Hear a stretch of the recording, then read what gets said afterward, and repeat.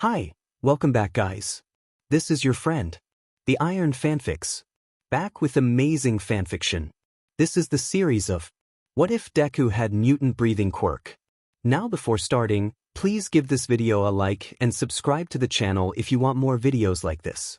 Now let's get into the fanfic. Midoriya Hisashi has known all his life that his quirk is pretty powerful. He, like most of his family, expressed it around 3 and promptly caused significant property damage. To be specific, he coughed and sputtered the ember in his chest to life all over the display case at a department store. Most insurance does good on covering early childhood quirk manifestations the first time, though there were plenty of close-call sneezes growing up. He doesn't spend enough time with his son, he and his wife both know that, but he'd always thought he took more after her. Her green hair, although it's right around a 3B curl. The freckles she had when she was in her 20s, the big smile and the button nose. He always thought he'd taken more after her. And then, the day before Hisashi leaves for America, little 3.5-year-old Izuku sneezes and levels half the daycare. Hisashi doesn't stop for wine and flowers on the way home. He leaves early and he growls out smoke at how long it takes for the next train to come in. But he gets to his wife and son as they deal with the aftermath of a manifestation. Hisashi worries his lip for a while. Fire breathing was volatile enough, and Izuku seems like an even more powerful emitter. Hisashi smiles tiredly as Izuku sniffs and then coughs and the paper he's going at with crayons blows off into shreds. The Midoriyas weren't very traditional, since Hisashi took Inko's name. He had plenty of disagreements with his family, his brother did too, in his own way. And he's dwelling on it all now, while he looks down at an incredible, amazing kid who's going to be struggling with this quirk for a long time. He thumbs through his contacts for a while. The only message from the number is that he has a new phone number. Hisashi rubs his hand through his beard, takes a deep breath, and blows out a cloud of hot smoke. Izuku looks up at it in awe, breathes in excitedly, and disses down all the smoke. Then he blows out a forceful gout of smoke that raises the temperature of the whole room. Yeah, Hisashi has to call his brother. He doesn't look at his phone as he presses the button, though, or when he raises it to his ear. The phone rings once. It rings a second time. And then a third. And then in the middle of the fourth, it picks up. Hey, who's calling? Well, Hisashi didn't think anything up beforehand. There's an awkward length of silence. Chojurro. Hisashi. Yeah, he rubs at his brow. I know we haven't talked in a long time, but it's important. I'm listening, but I'm gonna be more said if you're fucking with me. Hisashi swallows thickly. It's important. It's more important than me, he says, voice a little choked. I have to go overseas for work tomorrow, and my boy's quirk comes in today. It's like some messed up cosmic punchline. He's a Izuku, right? Yeah. I look, Chojurro, if you're in Japan, take care of the kid. Please. There's silence on the other end, and Hisashi takes a deep, shaky breath. He means so much to me. So much more than the few weeks a year I'm gonna get to visit. He smiles down at Izuku, who giggles as he smashes his action figures together. And he's got a hell of a quirk. Like mine or like yours? The tests say he might have mutant traits, but most of it is the sneezing leveled a daycare part. He smiles, and Chojurro chuckles on the other end. Your girl's got that telekinesis, right? Hisashi hums affirmatively. Yeah, alright. That sounds like a demon toddler. Hisashi laughs. Often, he ignores it, but he realizes how much he misses his brother.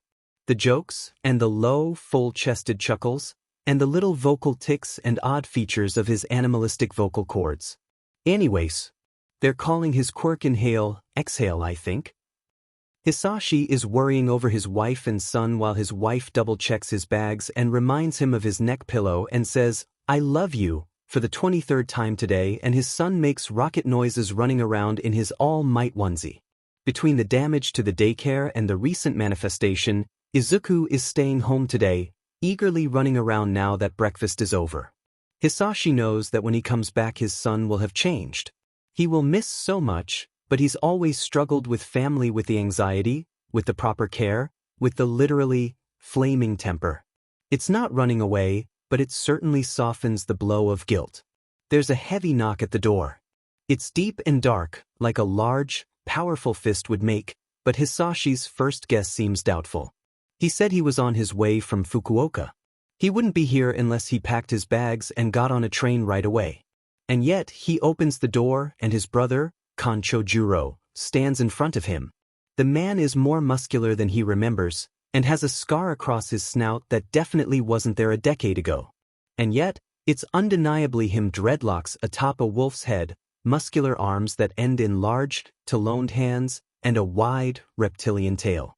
He wears a big leather coat that looks like a durable thing that he's worn for years, slacks that wrap tight around his muscular legs, and large boots that he probably has to file down the talons on his feet to fit into.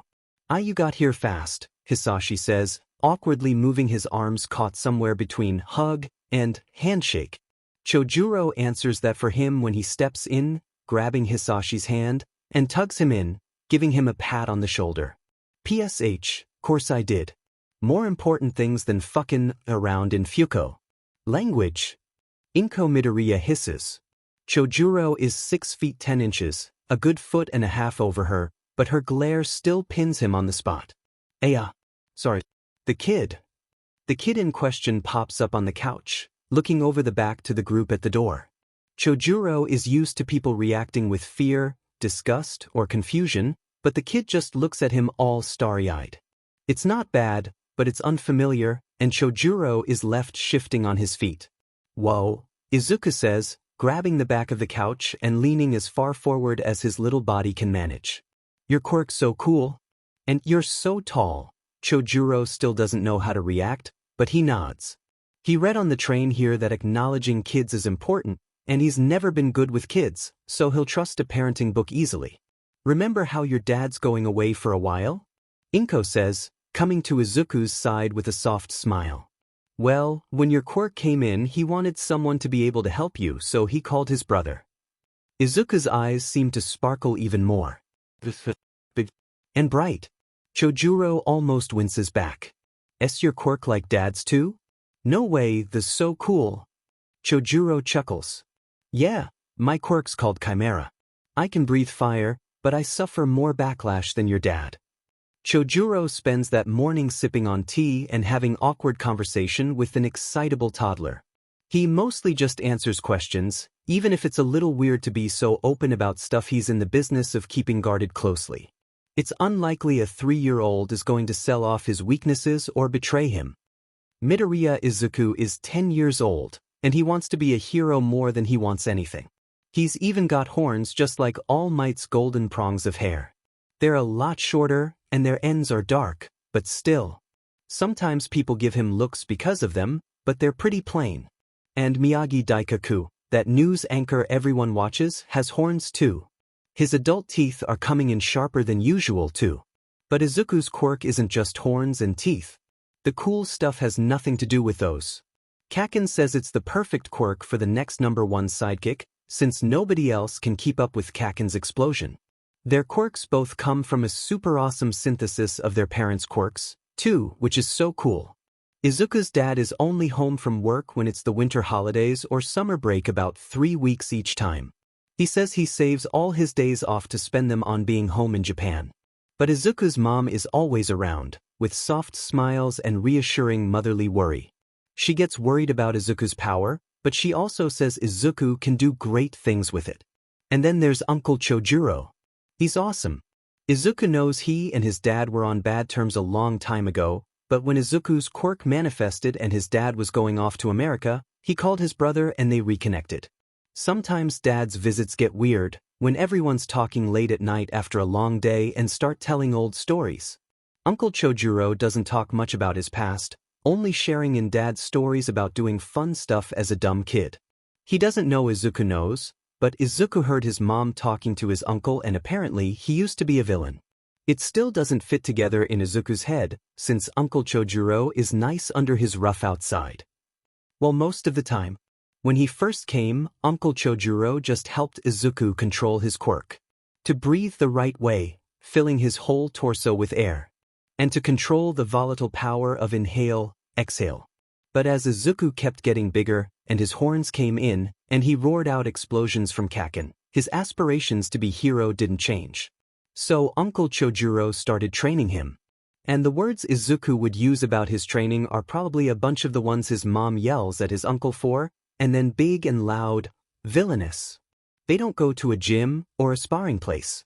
They mostly practice at an old beach covered in trash. Chojurro says he's still too young to get all muscular, but that kids who run around lots and practice their quirks and eat healthy will grow into strong heroes. So while he's supposed to eventually move lots of the trash, which seems impossible, his job right now is to run through the sand and snatch up litter and water bottles. He inhales the fire from Uncle's fire breath, or the blanket of fog on the beach at morning, or the sea foam and sand itself. He can manage small solids, but they give him a throat ache. He becomes a connoisseur of tea and honey, and carries a big thermos covered in hero stickers everywhere. He takes a big pack of, "Hello, my name is" stickers in his pocket, in case he can stick a signature on his thermos. He already has airjet. A week before his 11th birthday, Izuku and his uncle visit a quirk training facility. They're made to be durable to most quirks. Izuku likes to watch other emitters practice, letting out built-up energy or firing downrange. He likes to ask their permission. They usually say yes, but are uninterested in aiming at him, and then breathes in their quirks. Izuku scorches the walls with lightning, lasers, fire, acid, and molten sugar. He tries to take in as much of his uncle's fire breath as he can, and manages to breathe in for as long as uncle breathes out. Chojurro recounts this to the manager of the facility and the heroes who arrived at the sound of Izuku huffing and puffing, blowing the facility's wall down. There's damages, but they have insurance for this kind of thing, they explain. Chojurro is apprehensive, but most of the money in the household is Hisashi's. That night, Izuku has stepped up from tea to canned peach syrup. Inko is doting over him, and he's settling down for bed. Chojurro, though, stays in the den, turning over the events of the day in his head again. Izuku, he knows, is too strong for a typical facility, now. He can grow without sizing up, but it's worth a shot. He's never grown out of using flip phones. His hand mutations make it tough to use a typical touchscreen, anyway. But like with Hisashi's number, there's a couple he never forgets to move to the next phone, and he taps at the arrow key with a talon until he's hovering over the next one. It goes to voicemail before being picked up halfway through the default robot voice. "Hello." "Hi," Chojurro says, leaning forward. "Am I talking to Eraserhead?" There's a pause. "You are." "Who am I speaking to?" Chojurro hums. "I don't suppose you remember a Kon." "Jog my memory," he says flatly. "Unreadable BSTRD. Wolf head, lizard tail, beat your butt," Chojurro says. Eraserhead hums. "I'm not a good matchup for mutant types," he replies. "No, warrant." He hesitates, scratching at his snout. Is this what it was like for Hisashi? Not for him, for the kid. The kid is what matters. What about an emitter who knocked down a quirk facility? "That was in Muzutafu, this afternoon," Eraserhead says. "Was that you?" "My kid," he says. "My brother's kid, actually, but I've been taking care of him." "You disappeared from the underground years ago. That was because of this kid." Chojurro grunts in the affirmative. "Yeah. And look, we're in Muzutafu, and this kid wants to be a hero. Really wants to be a hero, not some money, fame, and girls type. And he's getting too strong to push himself in any facility I've seen." "I did say I was a teacher, didn't I?" "Yeah," Chojurro chuckles. "Muzutafu hero teacher. Doesn't take a genius. I'll talk to my boss." "Good. The kid's birthday is next week on the 15th. Eraserhead grumbles, and then hangs up without a goodbye. Chojurro feels young and old at the same time, having some tense phone conversation with a foot in the gray area hero about his kid. He doesn't even notice Inko coming down the hall until she's sitting on the other end of the couch, despite his dog-like hearing. "Who was that?" she asks, concern clearly written on her face. Chojurro smiles. "I think there might be a place for Izuku to let loose." Her face looks no less concerned, only more skeptical. "You're not bringing him to a fighting cage, are you?" Chojurro bursts into laughter, a lick of flame curling out of his mouth. It takes him a while to calm down. "Nah, but I know a guy at UA. It should work out." Inko coos and giggles excitedly, pressing him for details. He starts to tell a long story about a hero who can disable quirks and a villain who is a monster of a mutant. The first boot camp of the summer starts tomorrow. Chojurro would love nothing more than to sleep and do nothing today, like he originally planned. But now, Nezu was so excited his maniacal giggle hitched up into a chitter. The principal sent him an email with a whole invasive background check, which Chojurro schemes on the train. Kon's been working the kind of bottom-of-the-barrel blue-collar jobs a mutant without a degree can get: shipment, night guard, warehouse. The kid's name is Midoriya, and he's got impressive grades and a clean academic record. Nothing about him seems especially unordinary. Chojurro gets off the train at his stop and lets his body carry him on autopilot. He's walked the route to UA for years, and it's easy to almost relax on his way in. The rat said to wait at the gate, so he gets into his sleeping bag just out of the way. A while later he hears footsteps from behind. They're loud too, but a familiar loud: Hisashi and Nemuri. "Hey, Sho," Hisashi finally says, steps thumping right up to him until a shadow falls over his closed eyes. He cracks one open. "So, Nezu told us to show up but not why." Chojurro sighs. Of course the rat was vague. Nemuri squats down and jabs the side of his sleeping bag with a finger. "Hey, are we meeting someone?" Chojurro glares at her.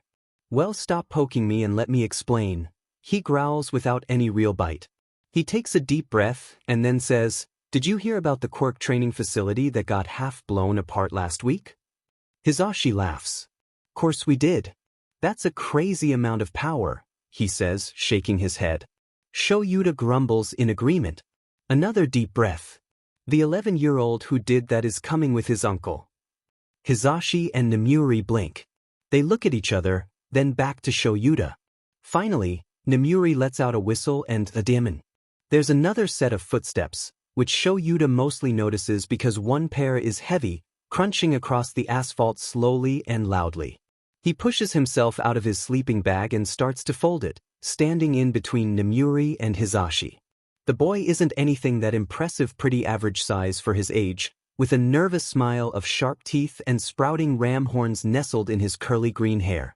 The man he walks with is a lot more impressive. He almost has a foot on Chojurro, who's usually the tallest person in a room.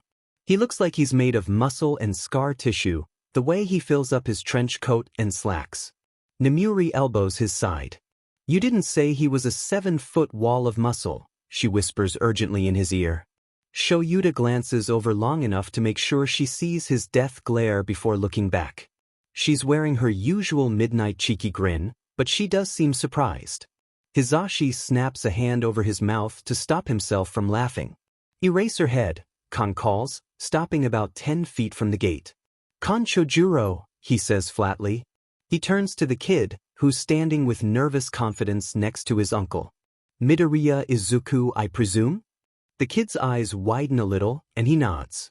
"Yeah." Chojurro tosses 2 guest passes across the barrier. Everyone knows UA's security is thorough, and Kon squats down, snatches them up, and hands one off to Midoriya. He doesn't look away from Shuta's eyes, though. "Why does this feel like a shady deal?" Hisashi whispers to Nemuri. "It's probably too loud to be called a whisper, really." Either way, Kon's ears twitch and angle forward. "How do you think I got Eraserhead's number?" He chuckles. He glances at Midoriya one more time, and then confidently strides through the gate, hands nestled in his pockets. "Really? I've been squeaky clean since this little monster manifested his quirk." "Explain it while we walk," Chojurro sighs. "If the kid broke a training facility, we're going to the vault." Midoriya practically jumps in the air as he walks excitedly next to his uncle. He's clearly still nervous, but that's being beaten out by the excitement. It's called inhale, exhale. My dad breathes fire and my mom can pull stuff, and I can breathe anything in and blow it out. Chojurro stops dead. He doesn't have a good feeling about this. How wide of a range is anything? Most emitters, thermal energy especially, Izuku says, objects are harder, but there's some telekinetic element to inhaling that probably compresses objects. They still end up scraping against my throat, though, especially on the way back up, because even me body isn't really able to take pushing nasty stuff out. Hisashi steps forward with a chuckle. Whoa Hokui, little listener, you're talking a little fast there, he says. He got his dad's mumbling habit, Kon grumbles. His practice involving lung capacity doesn't help. Chojurro, however, is pinning the child with a stare. A stare of fear, if he's entirely honest. Extreme resistance, attack negation and redirection with capacity for more control. One of his third years has worked for ages to use a flame quirk that affects an area indiscriminately, and this kid could match her with a concentrated version of her own fire. What the F dash? Is Quirk's singularity real? It's only when he finishes rubbing at his brow that he looks up and sees the one thing that could make this worse. Let's not dilly-dally, no? I'd like to put this boy to work. Nedzu chitters excitedly, smiling up at them. The teachers all blanch. Kon feels massively uncomfortable, and Midoriya all too easily falls to Nedzu's innocent appearance. Midoriya Izuku is 15 years old, and he is going to be a hero. He's certain of it, like how the sun will rise in the morning. It was his dream for 11 years, but all the work he's put in now makes him feel satisfied. Like he's standing over a garden he built and tilled and kept himself, and now there are sprouts and leaves. Getting his hands dirty makes his dream feel closer. Even if his anxieties still cling to his mind, he tries to think of them like a bug on his windshield. He can still see the road. A lot of his class does too. Now that it's their last term and their last year in junior high, they're all looking towards their futures, with varying degrees of enthusiasm. Some are aiming for big fancy academies, or schools for heroes. And most of them don't bother with Izuku, don't bother with his awkward social habits or mostly dead social life, but a few listen when he gives advice. Makoto, you really shouldn't be doing that. Makoto is not one of them. You just can't get it because your quirk to make you spit it right back out. He takes a draw of his cigarette, staring right at Izuku. Izuku fidgets with the hem of his gakuren. Anyways, long as nobody tells, not like this'll change sheet. I'm still gonna be a hero. He flexes his quirk and yes, extending fingers isn't anything extraordinary, but he's somewhat clever with it. He can use the sudden extension to poke holes in stuff like cans. He'd probably make a thimble dangerous. I'm serious, Makoto, Izuku tries. Makoto flicks him. That's also dangerous. Izuku doesn't rub at the probably new bruise on his shoulder, though. Uncle Chojuro's right about reactions like that earning more Snickers. Makoto takes another long draw. It's not like I smoke a pack.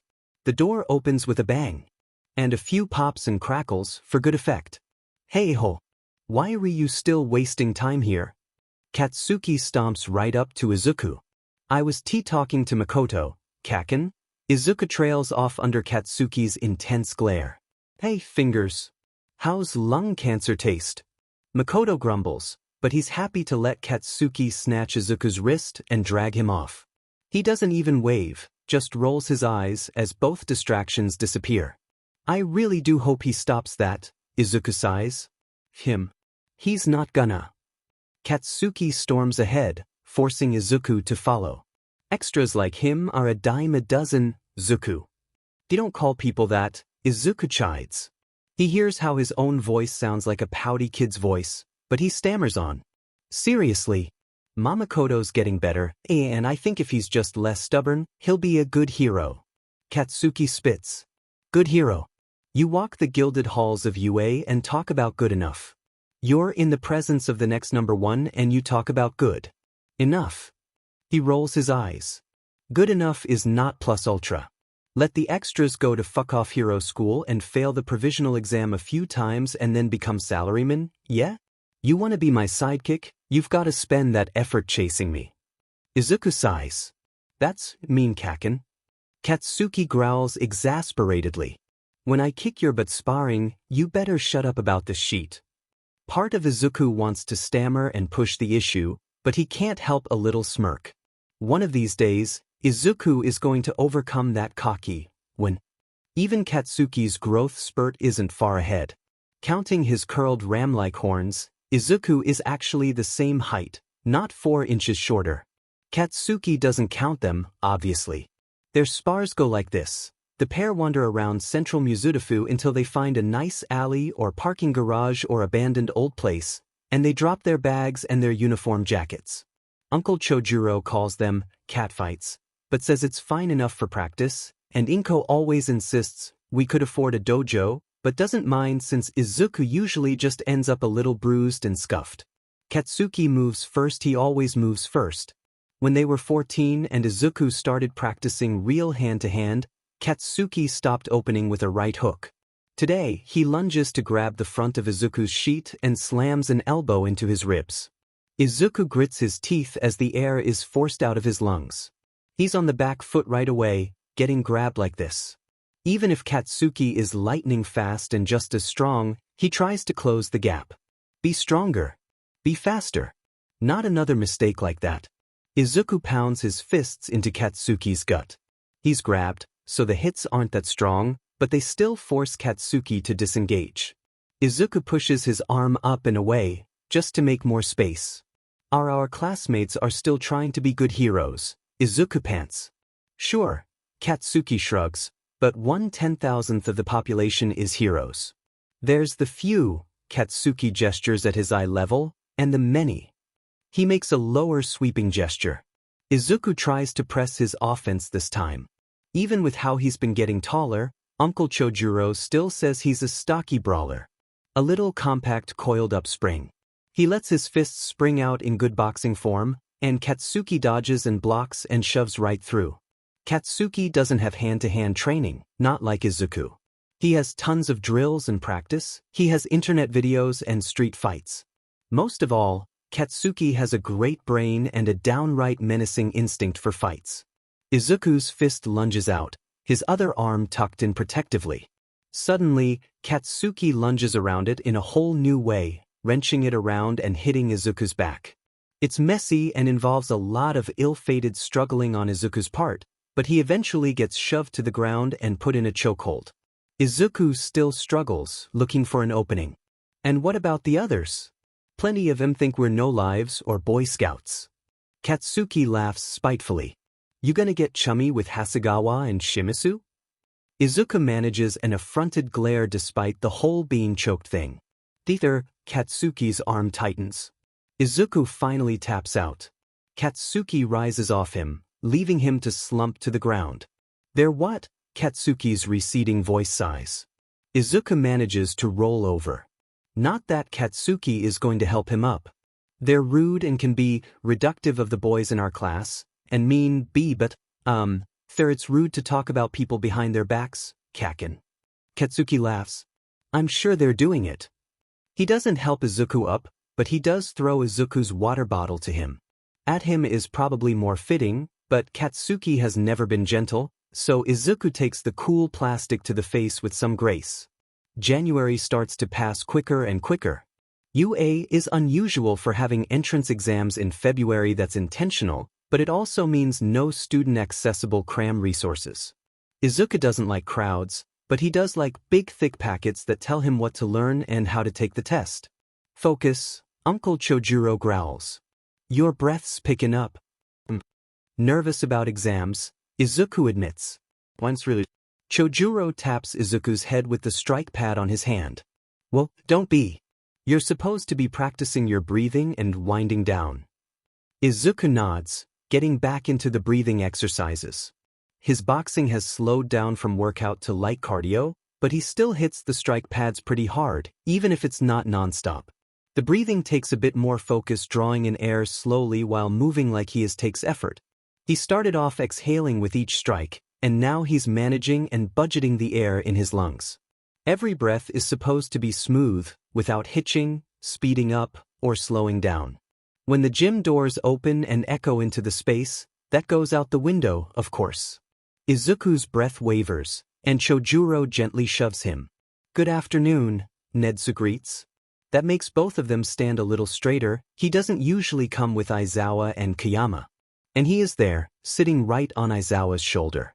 The man doesn't look enthused. Not that he ever looks enthused. Gee, good afternoon, sir, Izuku stammers. Are you coming by? Nedzu and Kayama both chuckle lightly at his nervousness. It's nothing to worry about, Midoriya. I know this is time you value for training, but I felt it important that we discuss your upcoming exams. Oh, Izuku breathes. Yeah, alright. Okay. It's nothing to be worried about, Midoriya. Simply a question of how we could appropriately test your skills. After all, I'd like to avoid any accusations of nepotism staining a promising career.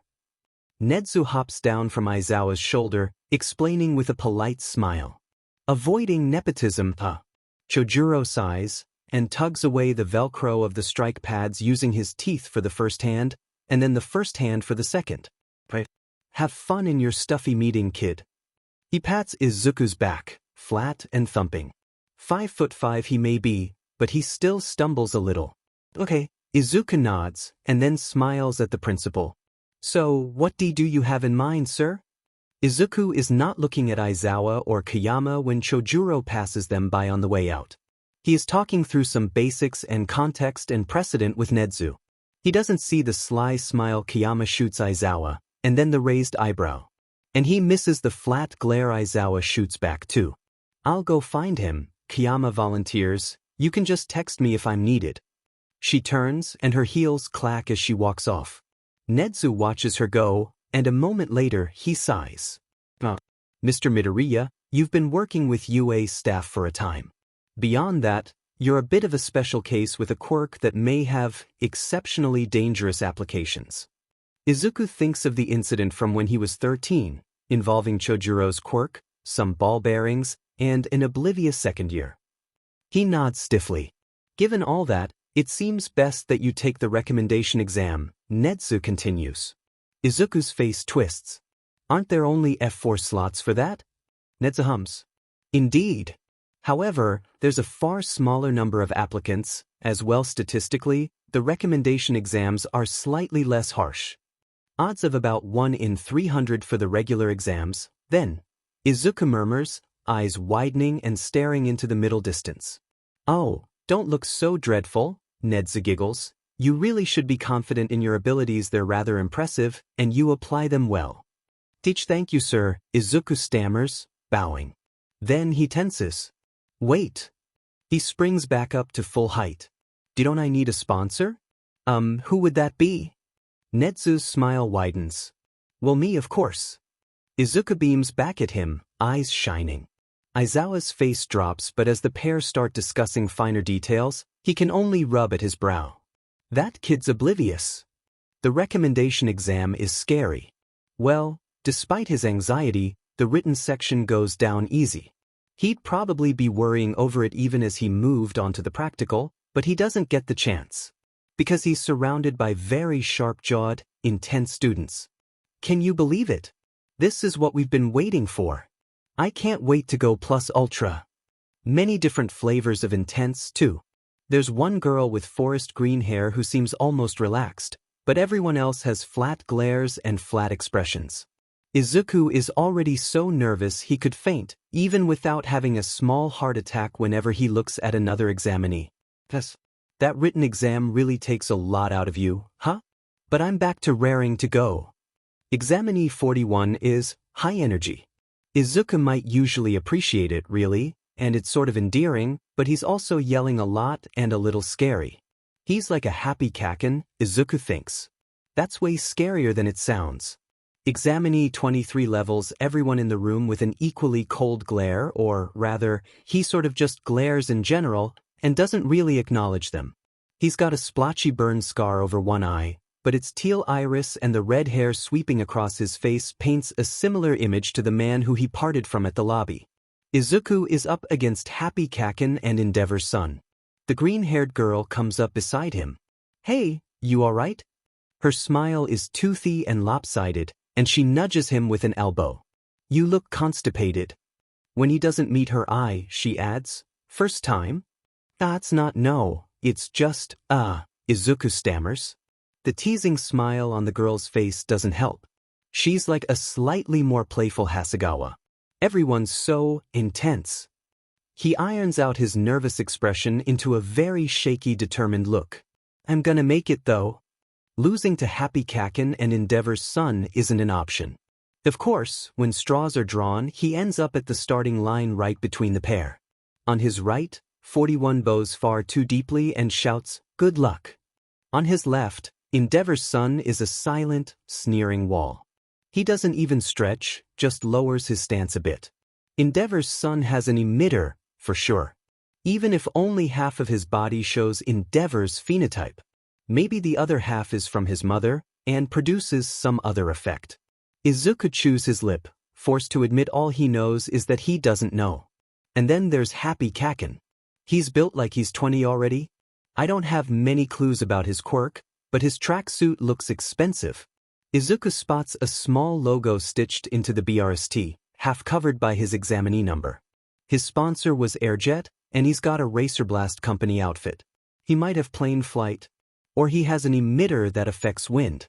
Are you ready, racers?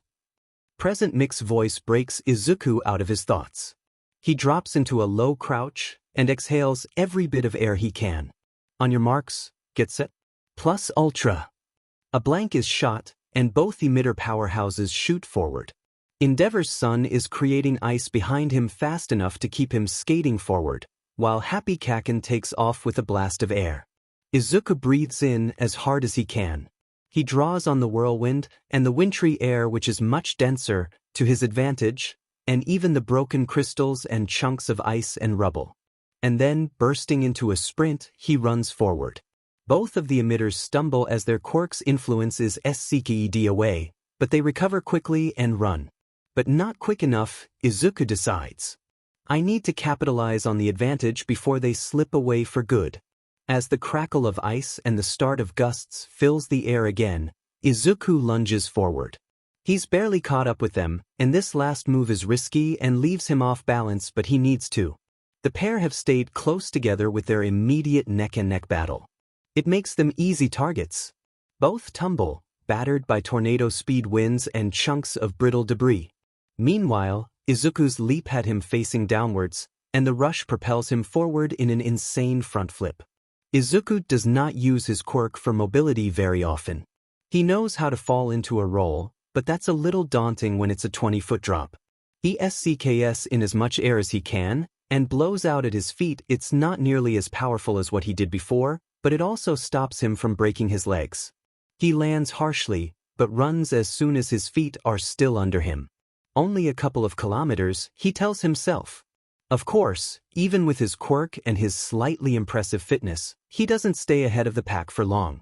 In the obstacle section, he can manage his quirk to never quite lose momentum, but ice just bulldozes through, and wind just roars overhead. Izuku gets a lungful of each of their powers, but it's only enough to stay just behind. He feels like he's pacing a jog against a motorcycle. And yet, despite the fact that every choice he makes is the risk, the high-skill danger, leaves his lungs burning and his limbs aching, he keeps pace. Urashi Inasa comes in first. Todoroki Shudo is less than a second behind. Izuku Midoriya coughs, throat sore enough to taste like iron, as he comes in 80 seconds later with a time close to half the average from the previous year. A week later, Netsu personally delivers his acceptance letter. Ochaco wakes up to the sound of the motel's old radio alarm clock buzzing pop music and static out of its teeny little speakers. She peels her eyes open, and even though the motel's bed is soft, she's all too happy to spring out of the papery sheets and hop over to the backpack sitting at the front of the bed. Sifuku. Hand-me-down coat from the neighbor's daughter. Scarf her Mima crocheted. She wore all that to the motel, so it's not like it's surprising. She glances in the mirror and finds a mess of bedhead. In an instant, she realizes she left her hairbrush at home until miraculously, she finds it in her bag. "Thanks, Mama," she says, quickly moving to tug it through her hair. She grabs the study guides and old textbooks she was able to get her hands on and puts them in her bag extra gently, just to be totally sure she doesn't damage a single corner of a single page. Lastly, she eats her little breakfast, already so full of energy that she just eats her rice as she walks. She's got months of training and years of dreams behind her. Now, she just needs to act on all of it. And the first part of the test is the written exam. She's always been the best student out in her neck of the woods, but at a national school. She shakes her head out. Just like Papa says, no nerves, just action. She starts running over her worst subjects in her head. 97 years ago, the meta abilities in Work Act went into review. Horikoshi's novel is a classic, but the questioning of heroes often makes readers reject it rather than noticing themes of duty and what it means to do good. A cubic equation forms a graph that ordinarily contacts the x-axis at 3 points. Before she knows it, she's at the gates. Ochaco is nervous, but she doesn't let that feeling settle after all. In a week, she won't have time to be nervous, she'll be moving in. A very grumpy-looking blonde boy growls insults under his breath as he weaves through students who are frozen in nervousness or awe. Ochaco nuzzles her face into her scarf and marches up the steps after a moment's hesitation. In front of her, the blonde boy shoulders through 2 students, a girl and a boy in matching school uniforms, talking excitedly. The boy, with gelled-up red hair, who stumbles back with a W. Careful, dude. But the heteromorphic girl, with bubblegum pink skin and a big puffy coat, staggers. Then her heel slips past the end of the step. She's slowly losing balance, waving her arms, when Ochaco runs up behind her and plants a hand on the small of her back. "Are you all right?" she asks, keeping her hand on the girl's back so she doesn't float off. She steps up next to the girl, curling in a little close to see her face. She has black sclera and yellow irises that sparkle with light. The girl's cheeks change color. She might be embarrassed, Ochaco thinks, or that's how she looks when she's nauseous, and, "Oh, I'm sorry I used my quirk on you. I just figured it'd be bad luck to fall right before your test." She laughs a little awkwardly as she takes her hand off the girl's back and taps her fingers together. "Release." "Oh, thanks," the girl says simply. Just like her skin, her voice is sweet and energetic like bubblegum. Ochaco nods and takes another few steps. Then, she turns back and smiles brightly. "Good luck." "Why yeah, good luck to you too," the girl says back. As Ochaco moves into the warmth and chatter of the building, the sound of the students outside dies behind her. She doesn't hear the next thing the bubblegum girl says. "Kiri, I think that was my guardian angel." Or the red-haired boy's reply. "Mina, we're supposed to be going over Geometry 1 last time." Needless to say, the written exam is evil and was created by a SDST. At least, that's what Ochaco will say. Somewhere, Netsu sneezes. She already knows she got the question about the Kita Kyushu meta ability demonstrations wrong. But out of a packet that big, worrying about a few questions isn't a huge deal, right? She shakes her head, getting out what stress she can. She still feels a bit like a medium fish in a very big pond, though. The auditorium being filled to the brim with more students than her whole town has doesn't help. For a moment, she thinks she's sitting right near the red-haired boy from earlier, but she realizes it's a candy cane-striped pompadour instead. It's certainly an interesting crowd. Alright. Good morning, hero hopefuls. Can I get a yeah? Apparently everyone is spent from the written exams, because there's not a single reply, even to the man's very loud voice. Tough crowd. But I'm here to tell you about the practical, so you better listen up, little listeners. The man on stage, a pretty ridiculous-looking hero clad in a lot of leather, gestures to the big projector screen behind him and hits a button. "So, here's how it goes. You'll be sent to different zones, UA's own grounds. Your testing IDs will tell you which, and there'll be lots of signs pointing you in the right direction. The scoring itself is pretty simple. You've got 10 minutes, and there'll be lots of people watching you close on drones and planted cameras. You'll find our villain bots waiting for you in your zone. Find a way to destroy or disable them, and you'll get a corresponding number of points. The 1-point models are pretty easy, the 2-point ones are medium, and the 3-point ones are tough. Simple as that. That's not very simple, and sounds very expensive. These robots better be small, she thinks, squeezing the packet in her hands. A boy in front of her launches to his feet. "Sir, the information pamphlets we've been given indicate a 4th model of villain bot. If this has been left out of the presentation, it's surely a disgrace to UA's name." The hero chuckles. "That's all right, young man. The 4th type of bot isn't worth any points. It's more meant to be a big obstacle while the others are enemies to take down for a reward. The 0-pointers are just there to cause trouble, so avoid them if you can." Ochaco narrows her eyes. At once, This is an incredible and honestly so extravagant it's offensive display of UA's budget. On the other hand, it seems really simple. Even if destroying robots might be hard. Oh well, plus ultra and all that. Any other questions? No? Alright then.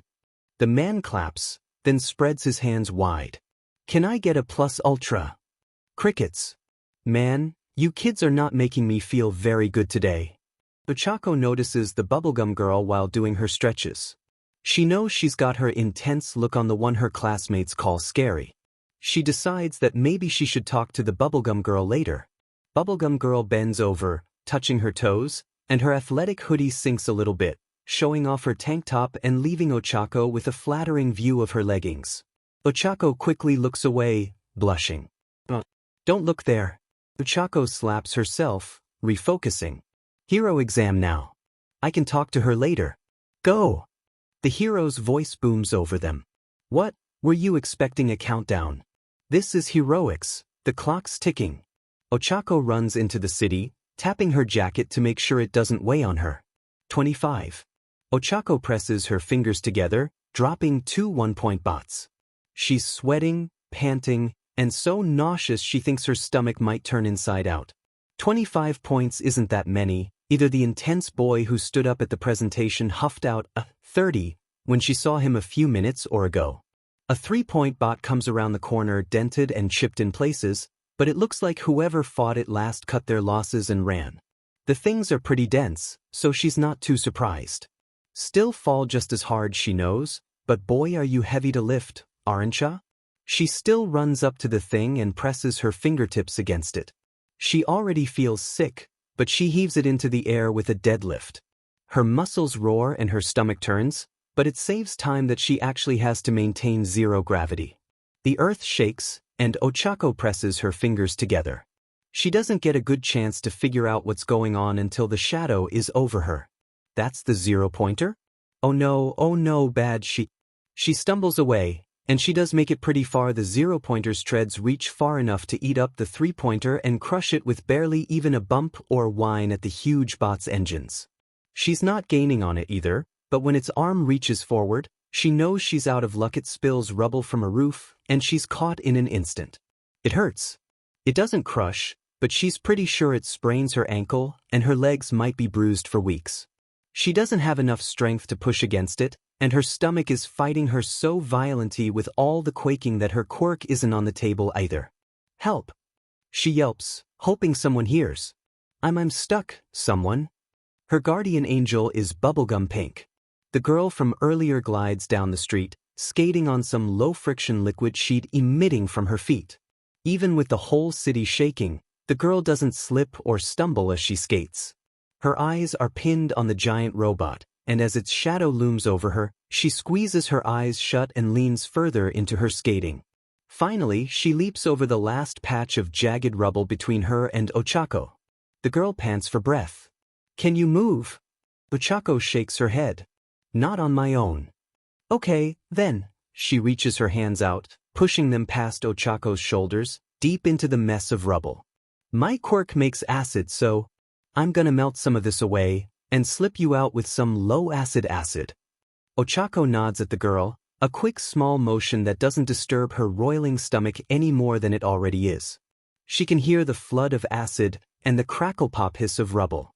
The girl's eyes dart to the giant robot, full of fear.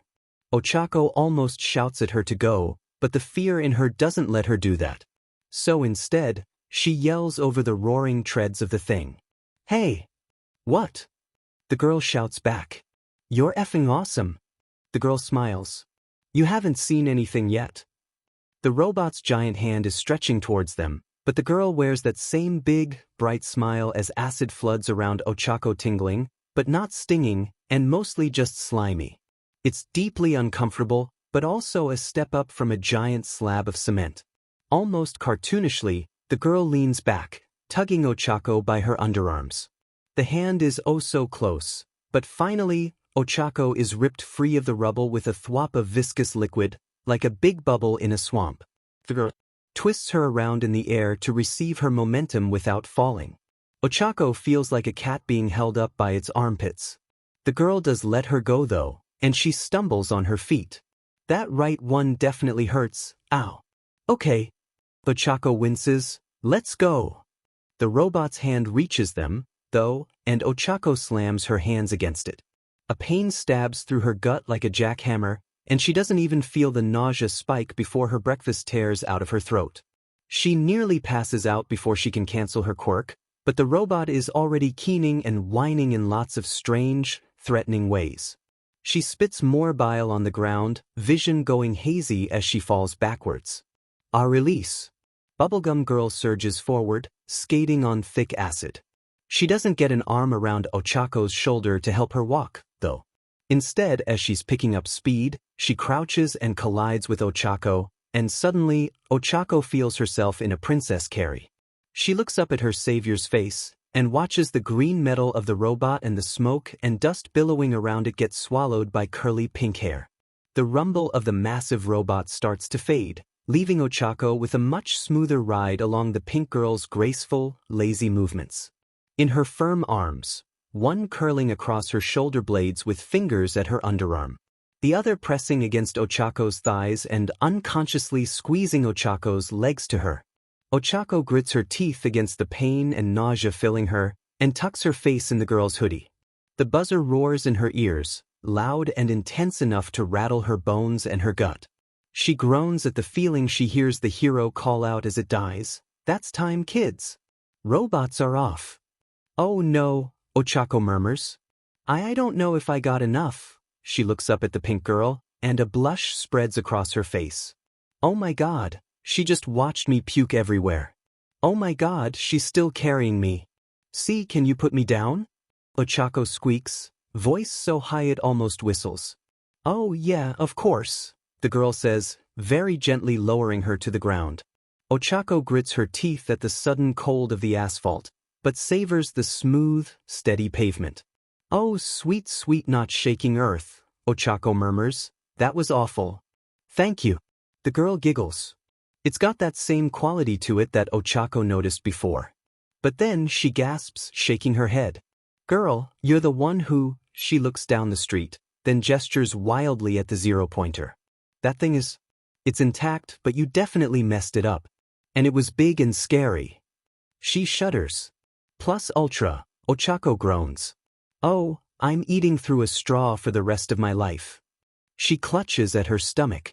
"Ooh, I have a trick," the girl says. "My quirk's pretty spent by now, but... screw it." She plants her hands against the asphalt, and there's the gush of her quirk before the popping and sizzling starts. Ochaco watches with wide, curious eyes. Acid breaks bonds. Breaking bonds makes heat. The girl raises her hands, and vapor billows around them from the sizzling asphalt. She shakes her hands off to dry them, and leans forward over Ochaco. "And an instant heating pad is very nice for cramps, and this is kinda like that?" The girl moves Ochaco's tracksuit jacket aside, exposing her tank top, and lays both hands across Ochaco's stomach. They don't push against her stomach. Ochaco would probably lose yesterday's dinner too. If that happened, they just rest there, gentle but firm. Ochaco sighs like a single mother getting a massage. "So," the girl says, light tone poking fun at the awkwardness, "I'm Ashido Mina. But everybody just calls me Mina." She groans, "Muraraka Ochaco. And, I'll call you Mina if you want." Mina smiles and nods. "I didn't notice your accent before." Ochaco blanches. At her face, Mina widens her eyes and apologizes. No, it kinda suits you. You've got a sort of... Southern belle? No, that's not it. Girl next door. You've got a girl next door vibe. Or maybe a shy transfer." Mina smiles down at her. "I watch a lot of bad rom-coms." "Oh, dearie," a voice calls from further down the street. "These exams, always pushing you kids too hard. Tiske. It's an older woman's voice, with the stilted gait of a person walking with a cane. "Now, did you throw up from a head wound?" "And no," Ochaco says. Quirk makes me nauseous." "Good," she says firmly. "I'd probably quit my job right here if you were giving yourself an aneurysm." Mina shifts her hands. The warmth is already fading, but Ochaco does still miss it. Instead, she helps Ochaco sit up, even though her gut rages against the 90-degree change. She groans and dry heaves, but manages to swallow thickly and then take a few deep breaths. Right then, both of you stay still. Ochaco gets a good look at the woman now. She's a little old lady in a nurse's outfit, but the lavender visor and syringe-shaped cane make her look like a hero nurse. My quirk will make you tired, but you'll recover from your wounds. So you're going to eat these nutrient-dense gummies too. Ochaco's stomach turns at the thought of eating, but she nods. But you don't seem like reckless fools, despite that big trick there. The old woman's lips distend forward and plant a big smooch on Ochaco's hand, and then Mina's shoulder. Ochaco knows it's not polite to make a face. Can you two walk? Both of them nod, eager to escape this newly weird and awkward interaction. The nurse tuts and tosses a pack of gummies at each of them, then hobbles off. Ochaco watches her go for a bit. Mina sighs. UA really takes all types, doesn't it? Ochaco giggles at that. After a moment, she does ease off of Mina. Her legs ache, but her ankle feels fine, and her stomach isn't as awful even if she's not touching those gummies for now. She brushes the dust off her clothes as she stands. As they walk through the mock city though, and wow, they made all this just to break it. Mina nudges into her shoulder. Hey, so, just a thought. I'm sure we'll both get in, but we won't see each other for a couple weeks. So, if you're okay with it, what's your line? Ochaco blushes a little, and then blushes is much more mortifying embarrassment. I just have a flip phone, she says. Girl next door, Mina nods sagely. Well, my phone's in the locker room, but you can just put your number in. I'm gonna pester you though. Oh, that's all right, I don't usually use my minutes, Ochaco nods with a shaky smile. And even though Mina is a fancy girl with a model of smartphone that's only a year or two old, she doesn't tease or giggle at Ochaco's magenta flip phone or its chibi 13 charm. When she goes home that day in all her unspecial clothes and little things that are more sentiment than statement, her phone suddenly feels as precious as a gemstone. Mina likes to text at Ochaco's insistence. She started to put all her thoughts into one message instead of sprinkling LOL and key smashes and half sentences separately. But Mina brushes it off with a smiley emoticon and says it's worth it to talk to Ochaco more. At her behest, Ochaco ends up watching rom-coms. She doesn't tell Mina, but the way she does it is by getting the discs from the local library and watching them on the clunky old computers there. It's easier not to worry about UA, though, when she's wearing the flimsy headphones and texting Mina during 50 First Dates or whatever other movie with some strange premise that ends up with the second act breakdown and the kiss at the end. She definitely gets why Mina likes this kind of movie, since the swell of emotion at the end always gets to her. She likes to think she's not an easy crier, but clearly she's wrong. And one of those times, when the jaded woman breaks down for the earnest love of the caring guy, she gushes over to Mina with a, "This one's totally wrecking me," and her phone buzzes back. Hugs and kisses stay strong. Girl hands you tissues. After the movie ends, Ochaco keeps her face buried in her scarf, but squints at the browser on the computer. Apprehensively, she types, "I'm a girl but I like girls?" And then, like it might attack her, she cautiously reaches forward, hits enter, and snaps her hand back. "I'm so proud of you, you know. Boys. I only wish I could be there." "Me too, Dad." Izuku presses his phone against his cheek with his shoulder. With his hands free, he rifles through his bag, checking that he has everything he needs, and probably more, but he agrees with him Mom on being maybe a little overprepared. "But, Izuku, don't go missing me too much, okay? Your future is turning out to be more than I could ever imagine. It's almost overwhelming. I love you, Izuku." Izuku blushes at the praise, smiling softly. I love you too, Dad." Staring down at his backpack, his eyes narrow. He pulls the receiver away from his mouth, turning around. "Hey Mom, where's my..." Tooting into the hallway, Inko holds out his, All Might-themed, of course, pencil case. Her eyes are big and watery, and she grabs his hand when he takes it from her. "You've got tissues, right?" "Yeah." "And extra socks?" "Just in case," he nods. "And your watch?" Izuku holds up his wrist, smiling a little teasingly. "I'm gonna be all right, Mom." "Oh, I know, honey. But have a good day, and be safe, and oh, my baby's going to you. She pulls him into a tight hug. Chojurro leave W without me. You stand there and take the hug, Hisashi says, laughing. I'm not there to send you off either. Inko, squeeze him for both of us. With her face against his shoulder, Inko easily obeys, bear hugging a wheeze out of Izuku that makes the windows rattle. Okay, Ak. Izuku squeezes her back, despite his protests. Really though, I gotta run. I'll call again tonight, Dad. Hey, Izuku? Inko sniffs, wiping a tear away. You look superheroic. Izuku beams, marching out into the morning light with a bounce in his step. It carries him down his apartment stairs, all the way to Chojurro's beaten-up old coupe. He sets his bag in the trunk, then jogs over to the passenger side and settles in, practically bouncing in his seat. Mornin', Thid. Chojurro rubs his shoulder as he settles in. Hey, hold on, your tie's all. Don't talk about my tie, Izuku says. Chojurro snorts.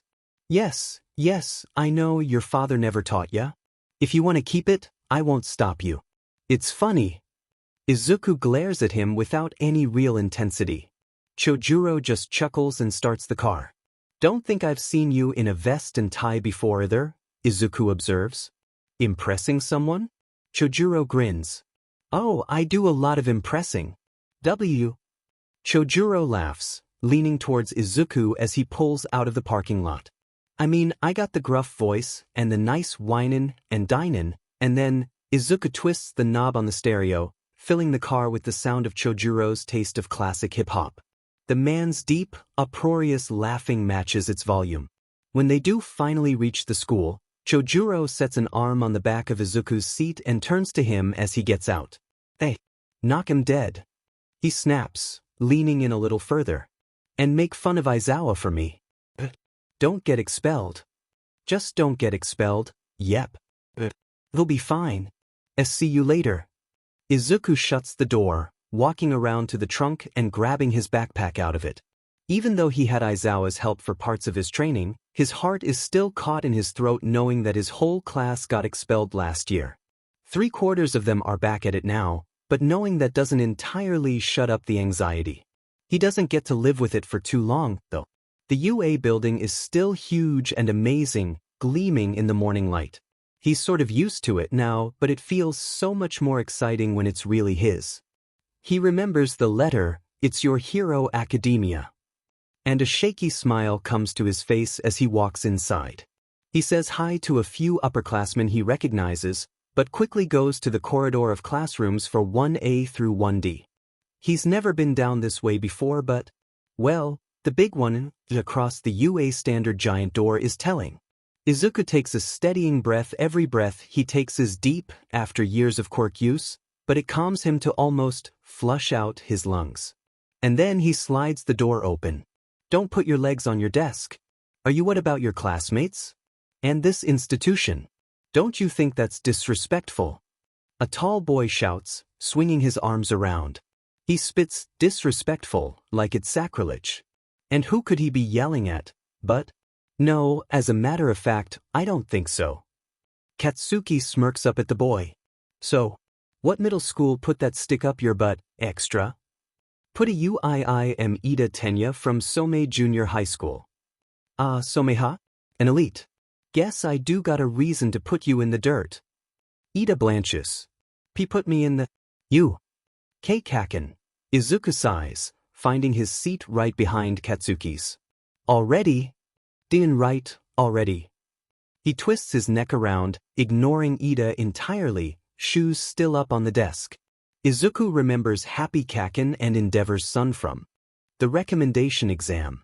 You probably shouldn't be so quick to overlook everybody. Katsuki shrugs. Maybe not. He turns around. You gonna keep stammering, or you gonna prove me wrong, Four Eyes? Ida's stiff posture really makes him look like a shorting out robot as he stares down at Katsuki, stunned that anyone could be so. Katsuki. Izuku glances around the room. This sort of thing isn't a new sight to him, but most of his classmates seem surprised. A girl he thinks he recognizes from the entrance exam is sitting behind him, hand politely covering her surprised expression. Almost all of the other seats are full, too, all watching with wide eyes. Two heteromorphs barely fit in their chairs, particularly the fox-like girl who's practically as tall as Chojurro. In fact, her fur is a similar shade, and Izuku starts to furrow his brow when wham. The door swings open again, breaking the moment. I just think she blew it. I mean, I get the whole "what makes you happy" thing, but I don't think I'd move out to the sticks. No offense. The first girl to walk in has pink skin and hair, with small hooked horns sticking out of it. Her eyes have black sclera and yellow irises. She has knee socks and turquoise sneakers on. I mean, disagree. And none taken really. Cities smell weird. The second girl shrugs as she walks in. She's not a heteromorph like the first, but she's a little stockier, and her cheeks are rosy. She's got stockings and plain-looking school shoes. The pink girl stops first, seeing everybody looking at her. Hi. Hi, Izuku says, and then blushes realizing he's the only one who answered. Good morning. Excuse my poor manners. Ida rushes over to the girls, speaking in his very strict tone about arguments and disruptions and neglecting his duty to greet people. It's a little funny, but Izuku doesn't really envy the girls. A few of his classmates start talking again, too, although he doesn't recognize anyone to say hi to. If you're here to socialize, you can leave now. Oh, that's where he is.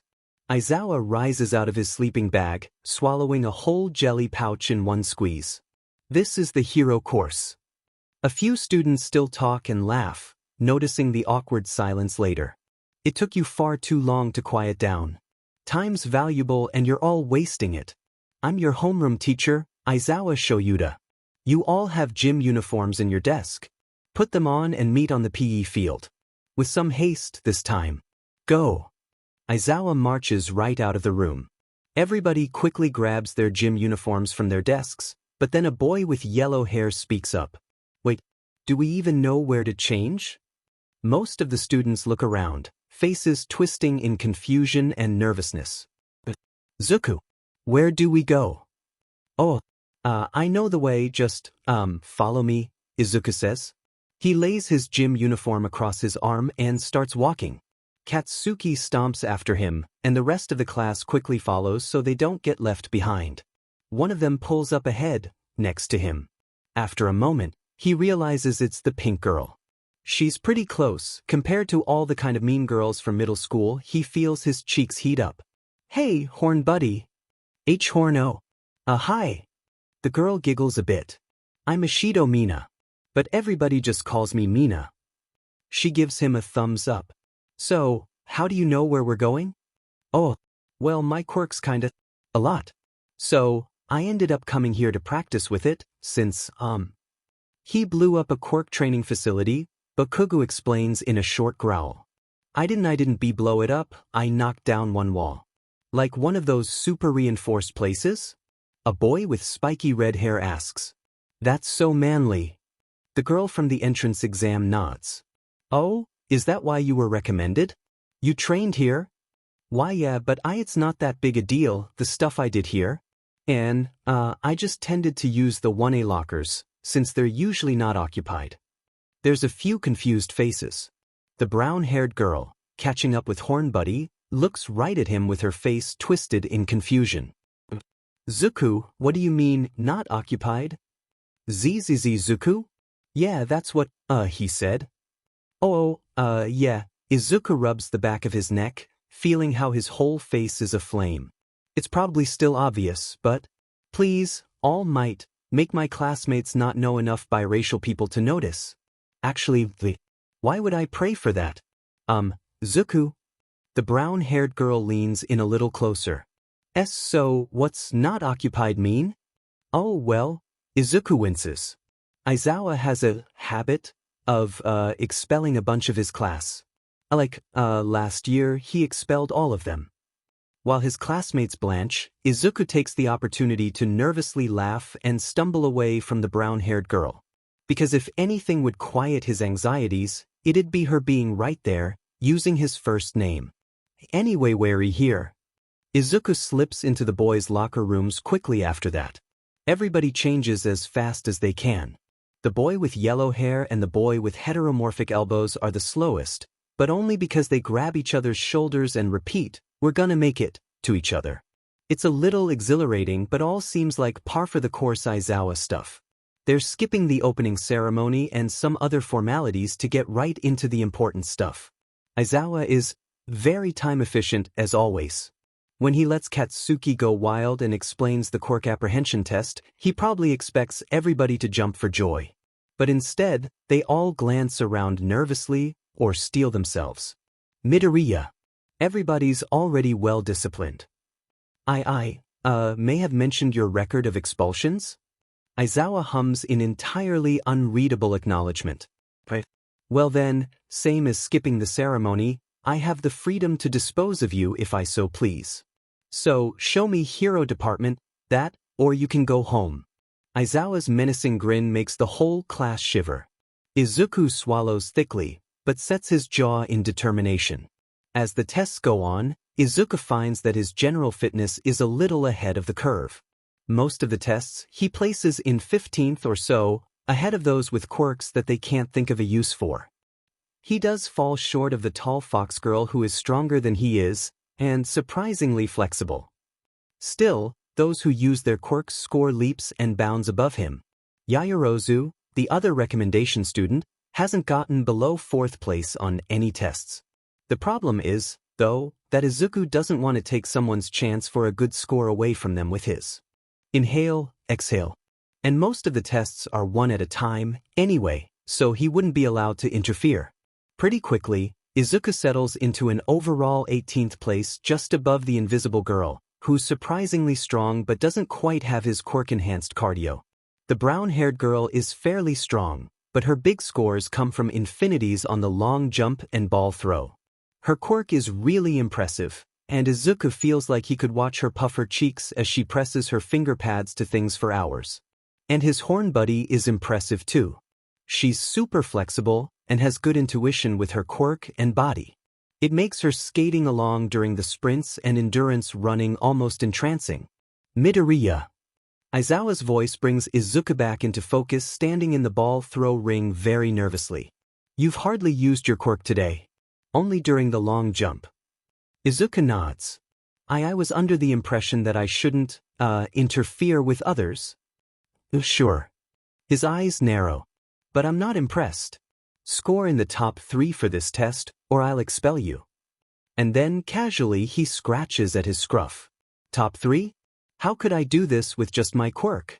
I could launch the ball with wind as hard as I want, but top 3 means beating Yaoyorozu's cannon shot for 613 meters.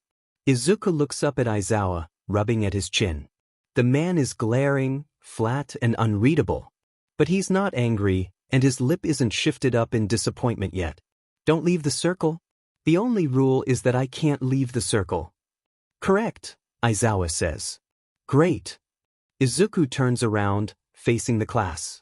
Okay, electric boy, horn buddy, Kaken, and, L-laser guy. I'm sorry, I don't know your names.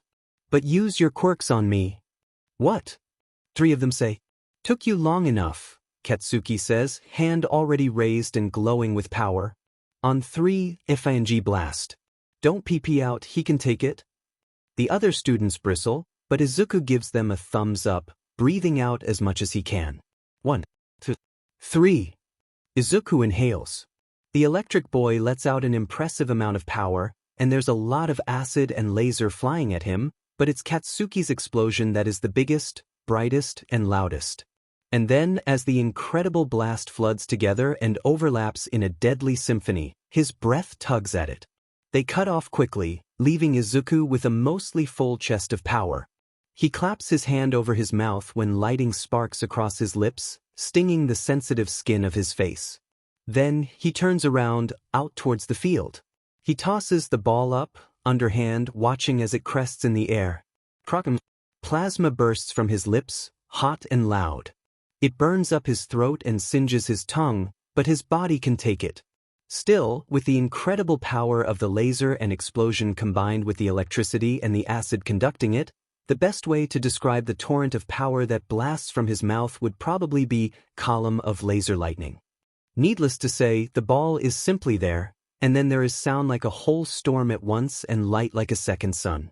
And then the ball is gone. Izuku coughs out a few embers and sparks of electricity. Aizawa holds up the screen. You broke the extremely high-tech ball. The screen just has an infinity symbol written on it, like the brown-haired girls.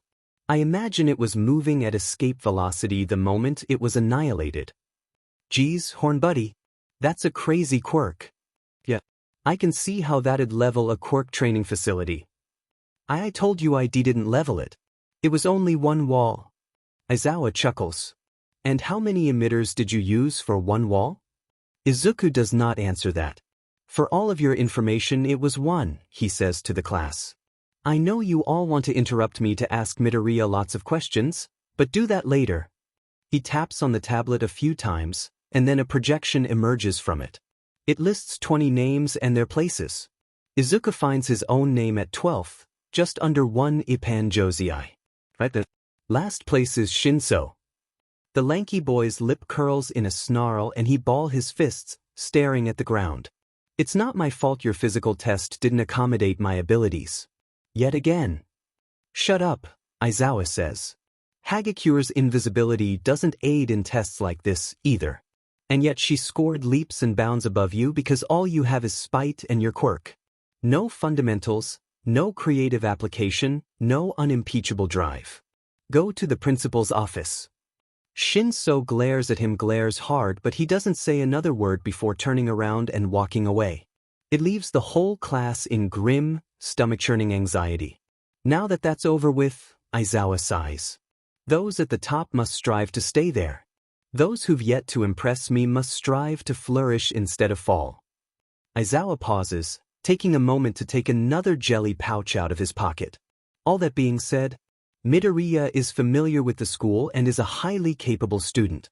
He should apply himself more if he wants my approval, but do go to him with questions because I don't want them. Syllabuses are on your desks.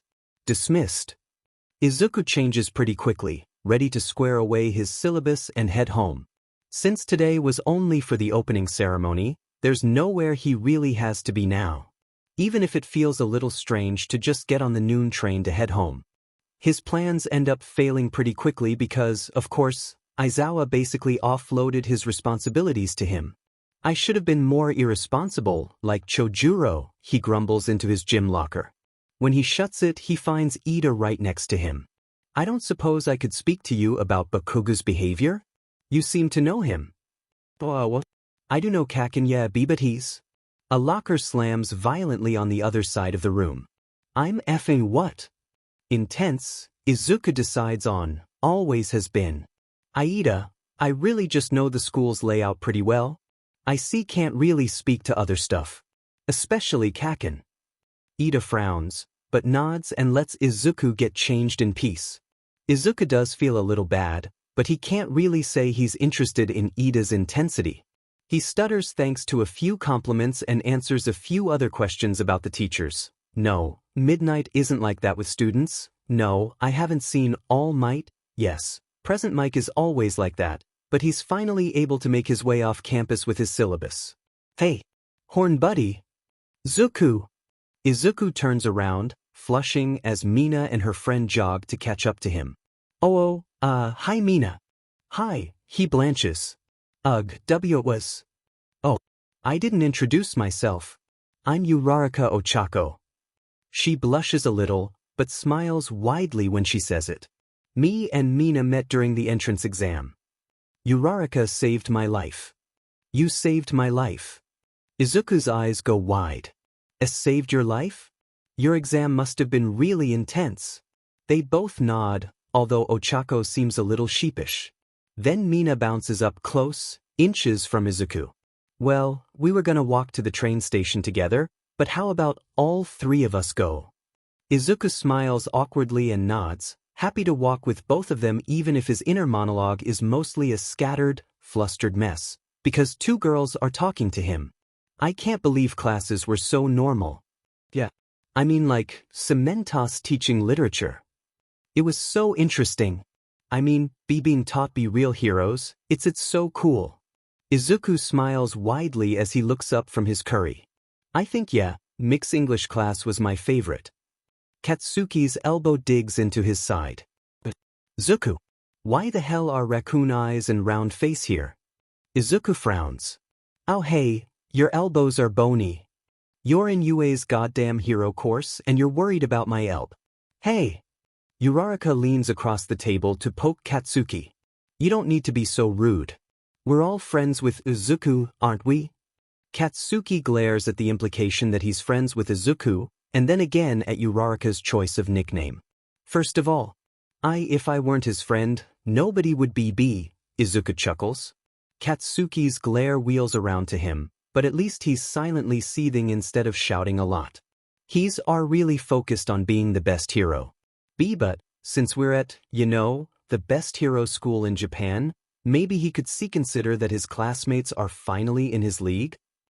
You, Katsuki says, pointing a chopstick. You're all playing t-ball. I'm already competing in the major leagues. Mina swallows one of her dumplings and shakes her head. We're all minors. Raccoon eyes, I swear to God. You better eventually hope your bubblegum but isn't up against me in heroics. Ooh. Izuku says excitedly, diffusing the tension as his sparkling eyes dart around and he taps Katsuki's shoulder a few times. Who do you think our heroics teacher is? Uraraka also smiles but then pouts. I hope it's not Aizawa. Mina agrees, swallowing another choke-hazard-sized bite before jostling Uraraka a little. I'm sure it'll be fine. Maybe it'll be All Might. Katsuki pauses with his chopsticks halfway to his face. Oh, now you fucking did it? Oh, it really could be All Might. I hope it is. That'd be so cool. Can you imagine? Did you think we'll get a chance to see his costume? And maybe I could even get an autograph? I don't want to be rude, though. Oh, do you think? Did you mind if I sit here? Izuku is only startled out of his mutter storm by the gentle but clear voice. It's the fox girl, and her voice is so soft and timid he's surprised the sound is coming from someone as tall as Chojurro. Oh, you can totally sit here, girl. Mina presses into Uraraka a little to make sure the fox girl has room to sit. She sets down her tray, which looks like a double serving of meaty curry. Thanks. I'm Panjosei. It's nice to meet you all. Ashido Mina, but you can just call me Mina. I'm Uraraka Ochaco. It's nice to meet you too, Ipan. Izuku stares up at her for a bit. She's still tall up close. Then, he squeaks, Midoriya Izuku. Katsuki glares, continuing to eat his curry. Ipan laughs nervously. Bibakugu, right? Don't wear it out. Oh, well I just wanted to ask, 'cause Midoriya calls you Kaken. A vein bulges in Katsuki's forehead. Don't call me that, unordinary. Mina's brow furrows. Hey, you can't just call people that. Bakugu wobbles his head incredulously. Or what? How about UA's discrimination policy? Izuku spits his water into his hand while Bakugu's glare becomes a very confused glare. The F you mean discrimo?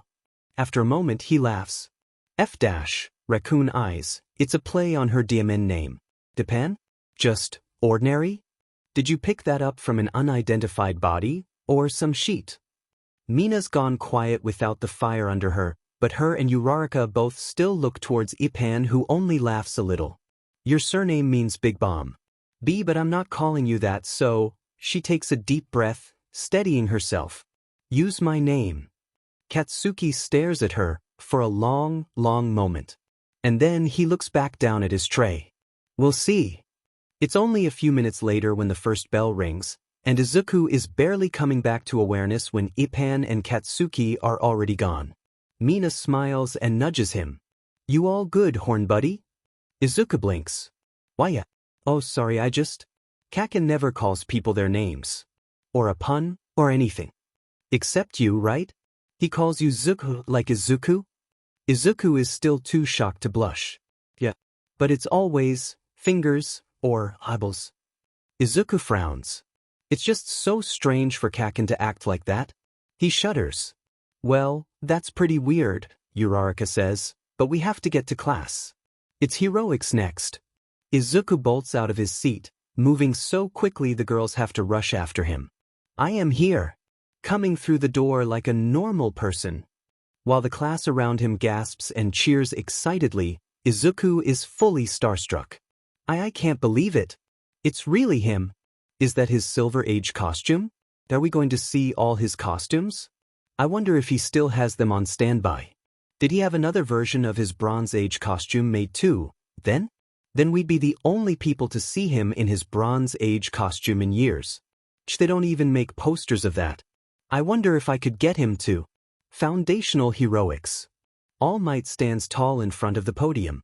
The whole class goes from cheering to reverent silence. Here, you'll be building your fundamentals through a number of trials. He puts his hand beside his mouth, as if sharing a secret.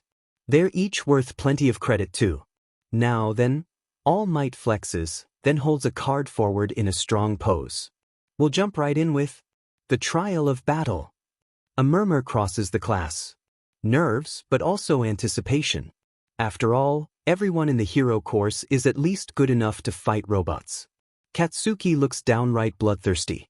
And to go with your first battle, he presses a switch, and the left wall of the classroom shifts with a heavy thunk and a hiss of machinery. 4 rows of 5 cases slide out of the wall. Your battle gear. Izuku is basically vibrating in his. Now, get changed and meet at ground beta, and remember, from here on, you're heroes in the making. As All Might leaves the room, his cape billowing behind him, the class cheers and moves to collect their cases. They're all made of bulky metal with big numbers printed on them, although case 19 is already missing. Another reminder of their ex-classmate. Katsuki grabs both 17 and 18 off the wall, tossing Izuku's square at him before stomping off towards the locker rooms. Izuku scampers to catch up excitedly. Can't wait to see our costumes, Kaken. Katsuki lets out a bit of a smirk. Nice to finally have the design I've been sitting on. Izuku nods.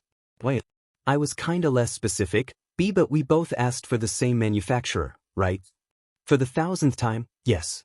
They're the company Endeavor used when he was a student. They're the first ones in the locker room, but it fills up quickly as everyone excitedly changes. Izuku moves a little slower, delicately opening the latch of the case and slowly opening it. It looks so cool. Gingerly, he runs his hand across the fabric. It feels so cool. Ultimately, he really did think about using what his mom made, but ended up with this at Chojurro and Katsuki's insistence. He doesn't feel guilty, now that it's really, truly in front of him. It's mostly made of a dark gray fabric, not black but a darker shade than his skin. There are accents of vibrant green that stick out from the dark gray, most of all the X across his chest matching Katsuki's. His is sleeveless, too, but it has a zipper down the front from the high tracksuit collar he likes, down the tight chest, and below his utility belt. Instead of baggy pants with dangerous knee pads, he has pants that are more like leggings under a long coat. With the utility belt, it's a bit like Chojurro's trench coat, although the differences are stark enough it shouldn't be too visible. There are still knee pads, but they're small and not metallic, and his boots are a similar set of heavy, laced-up combat boots to Katsuki's. His have accents of green, obviously. The last touch is the gloves. He doesn't really need hand protection as bad as Katsuki does with his built-in joint support and explosive conduction. But his gloves are still made of a tough, tight material, a little like wrapping his hands. They leave the last 2 knuckles of his fingers exposed, and travel only a couple inches up his forearm, but they have a tough plate across the back of his hands. I could really hurt someone punching with these. I don't know how I feel about that. By the time Izuku pulls his second glove into place, a few of his classmates have already cleared out, too excited for heroics to chat much. Izuku hurries after them, new boots clunking against the ground but quickly becoming comfortable despite their snug feel. Scratch that their professional feel.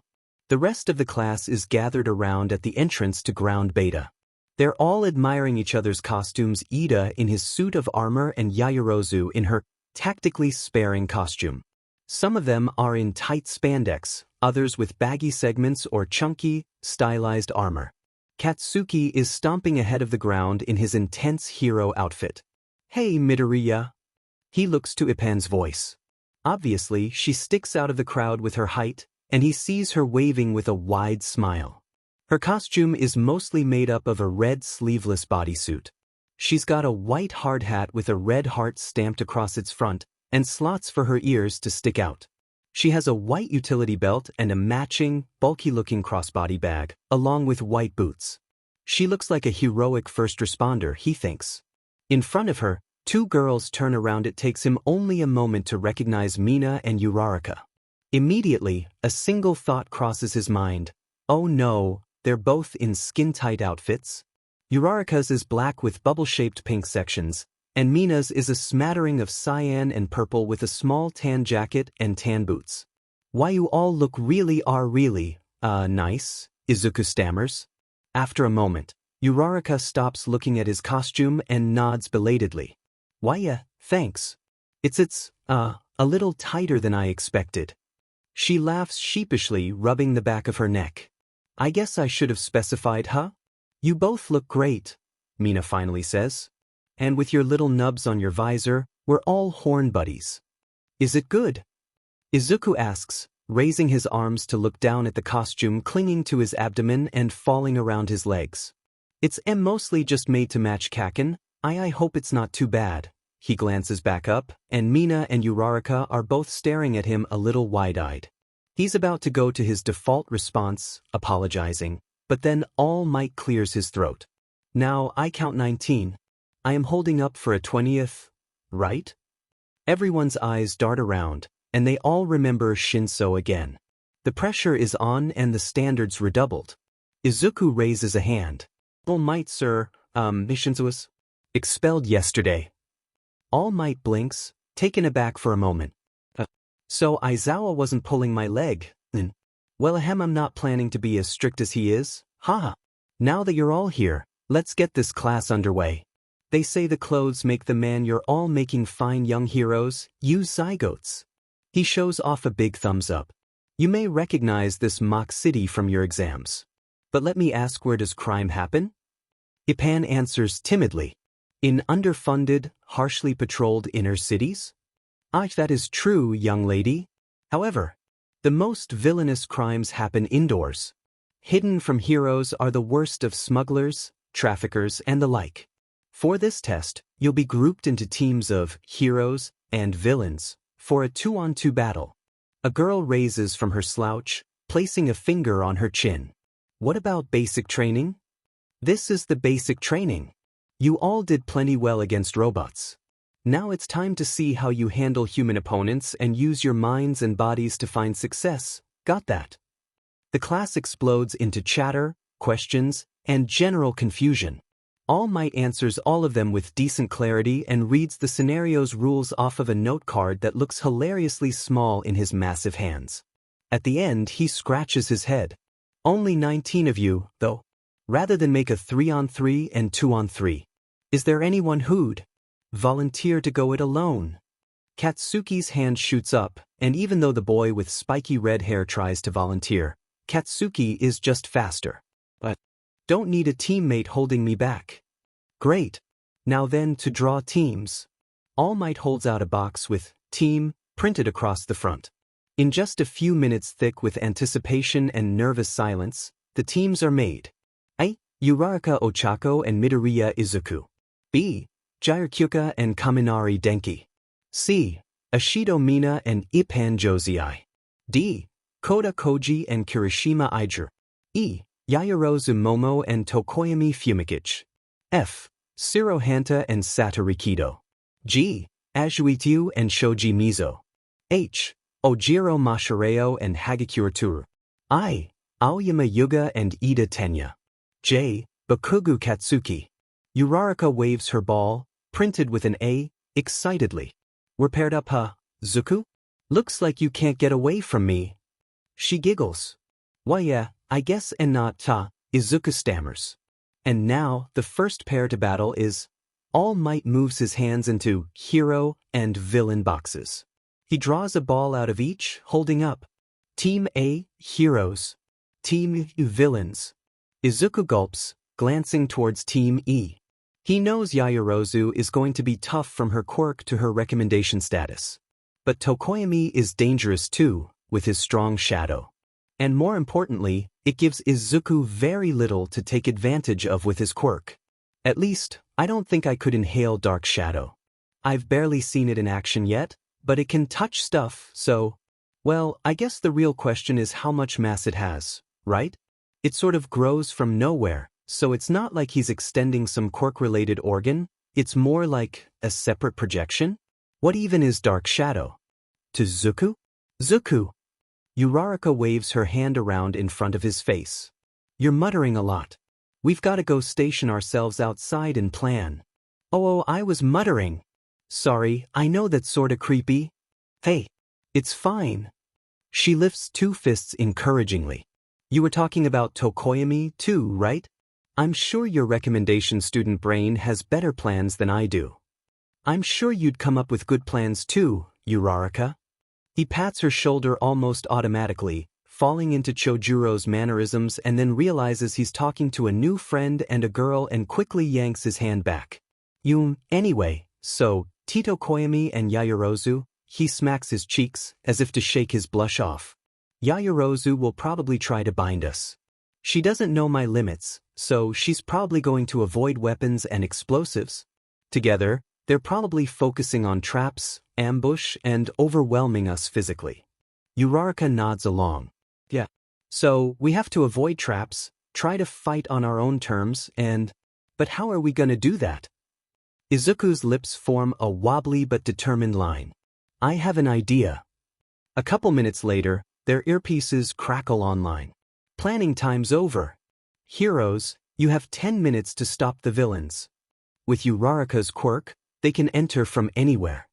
He chooses to simply ignore the feeling of her fingers, and their strange but soft and warm ignores her fingertips and very gently jumps after her. He's still going at a bit of a fast speed, but it's slow enough to catch himself on a third-floor window frame. There are blackout curtains on these, Izuku says. Uraraka looks up and nods. On the second floor, too. It's dangerous to breach, and it'll be dark, Izuku shakes his head. It's bad, but we've still gotta go in eventually, right? He laughs nervously. Still, he takes a deep breath, giving Uraraka time to drift up to the same window. She gives him a thumbs up, and he smiles back with his eyes, since his cheeks are still puffed full of air. Then he grabs the window frame and slams his horns through the glass. Izuku throws his whole body weight into dark shadow. It roils against him, uneven and brutal and strong. But he catches it with his full body, heaving against it with his shoulder and horns. It's definitely stronger than me, but in terms of technique… Izuku growls. I might just come out on top. With one last heave, they stumble away from each other and regroup. Izuku rolls out his shoulders and narrows his eyes. Tokoyami grits his teeth. Dark Shadow. Claws. Dark Shadow's claws are strong. Izuku has the sense to duck under the first swipe, and roll back out of the way of the second, which slams against the concrete loudly. As Dark Shadow extends itself further, though, the strikes get wilder. They're not predictable, but unlike Katsuki, he's full of holes. Izuku still backs off though. Uraraka! He calls over his shoulder. She's definitely going to take the back seat in a fight like this, but she can't deal with Yaoyorozu alone, either. He frowns, thinking, but Dark Shadow doesn't give him time to plan. It swipes out again. This time, Izuku dodges more narrowly, sticking close and too quick to hit. Blows still glance against his body, and hell, Dark Shadow hurts, but they're not enough to break through. After the third time the shadows batter along a bicep, he roars. Dark Shadow is fast, because it doesn't have much mass. Izuku hopes inertia is on his side against the thing's strength. His fist slams against it, and it feels like punching a bag of concrete. Still, somehow he makes Dark Shadow flinch. So he strikes again and again and again. Dark Shadow has fewer openings like that. Finally, as the stalemate starts to turn, Tokoyami breaks. Dark Shadow. Back to me. Izuku stumbles back, leaning against the wall, and Uraraka is standing ahead of him not a second later. Uraraka, he pants, Tokoyami's not retreating. Yaoyorozu must be guarding the bomb. We've got to take him down together. Uraraka glances back at him. Are you sure? I don't really think I can do much here. She gestures towards the stress fractures in the concrete from Dark Shadow's attacks. Izuku nods. I know you think that, but we've got this. I don't think your quirk would reach him through Dark Shadow, but if I can occupy it long enough for you to touch him, then I can restrain him, she nods. I should be able to do that. But how will you? Tokoyami clears his throat. It's not very wise to strategize in front of the forces of darkness, you know. Izuku's face turns into shaky smile. The Dark Shadow. What? All you gotta do is beat me, right? Dark Shadow rears up like a viper ready to strike. All I gotta do is stop Uraraka. Izuku reaches towards his utility belt.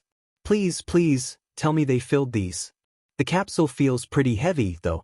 That'd be true, but my quirk means I have to plan for matchups with strong non-emitters. For example, these. Izuku only stops for a second to gather himself, and then inhales the contents. Tokoyami narrows his. Dark Shadow. Defend me. Izuku nudges Uraraka, who seems hesitant to run down a hallway towards a shadow monster.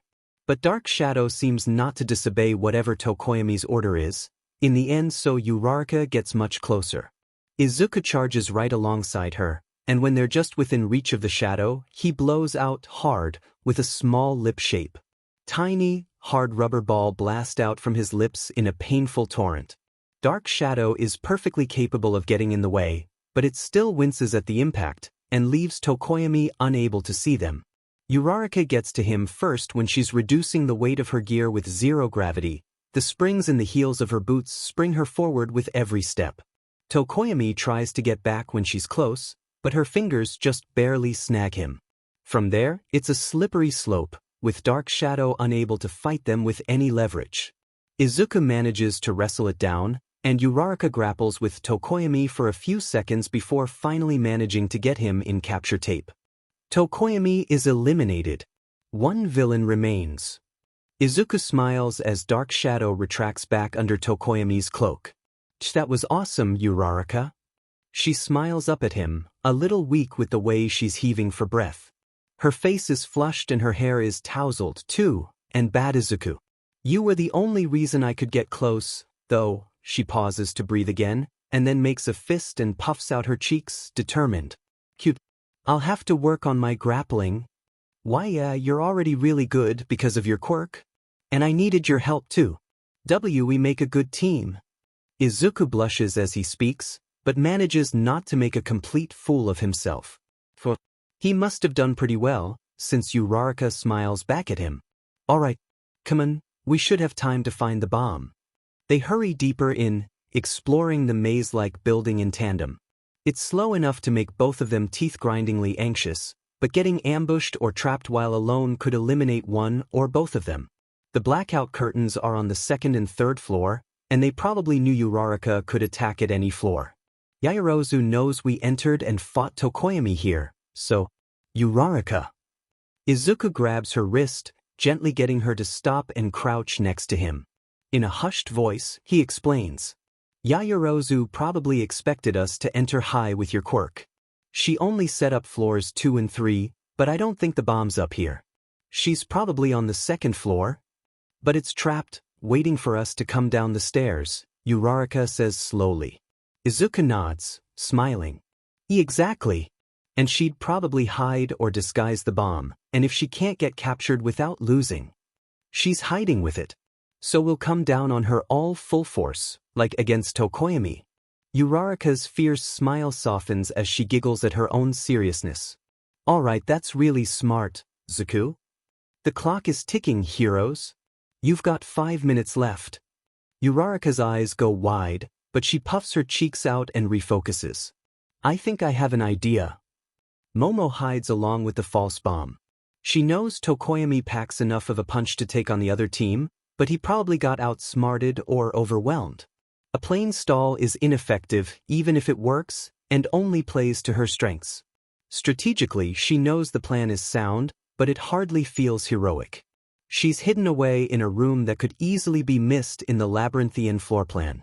She created a false wall just outside of the door, effectively enclosing herself. She waits with a metal staff in hand and a camp lantern on the floor, knowing the surrounding halls are littered with traps, and she'll be near impossible to find without leveling the building.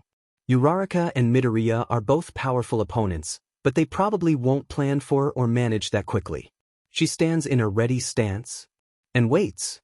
Even if she had the time, she wouldn't have the energy, but she sorely longs for any way to see outside. She thinks about practicing her forms with the staff in her hand, but her body is too stiff and wound with tension. She starts to whisper to herself. Chemical formulas and the memorization tricks she uses to keep the specific aggregate alloy for her typical weapon structures, mostly. Then the potassium nitrate and magnesium in the flashbang traps.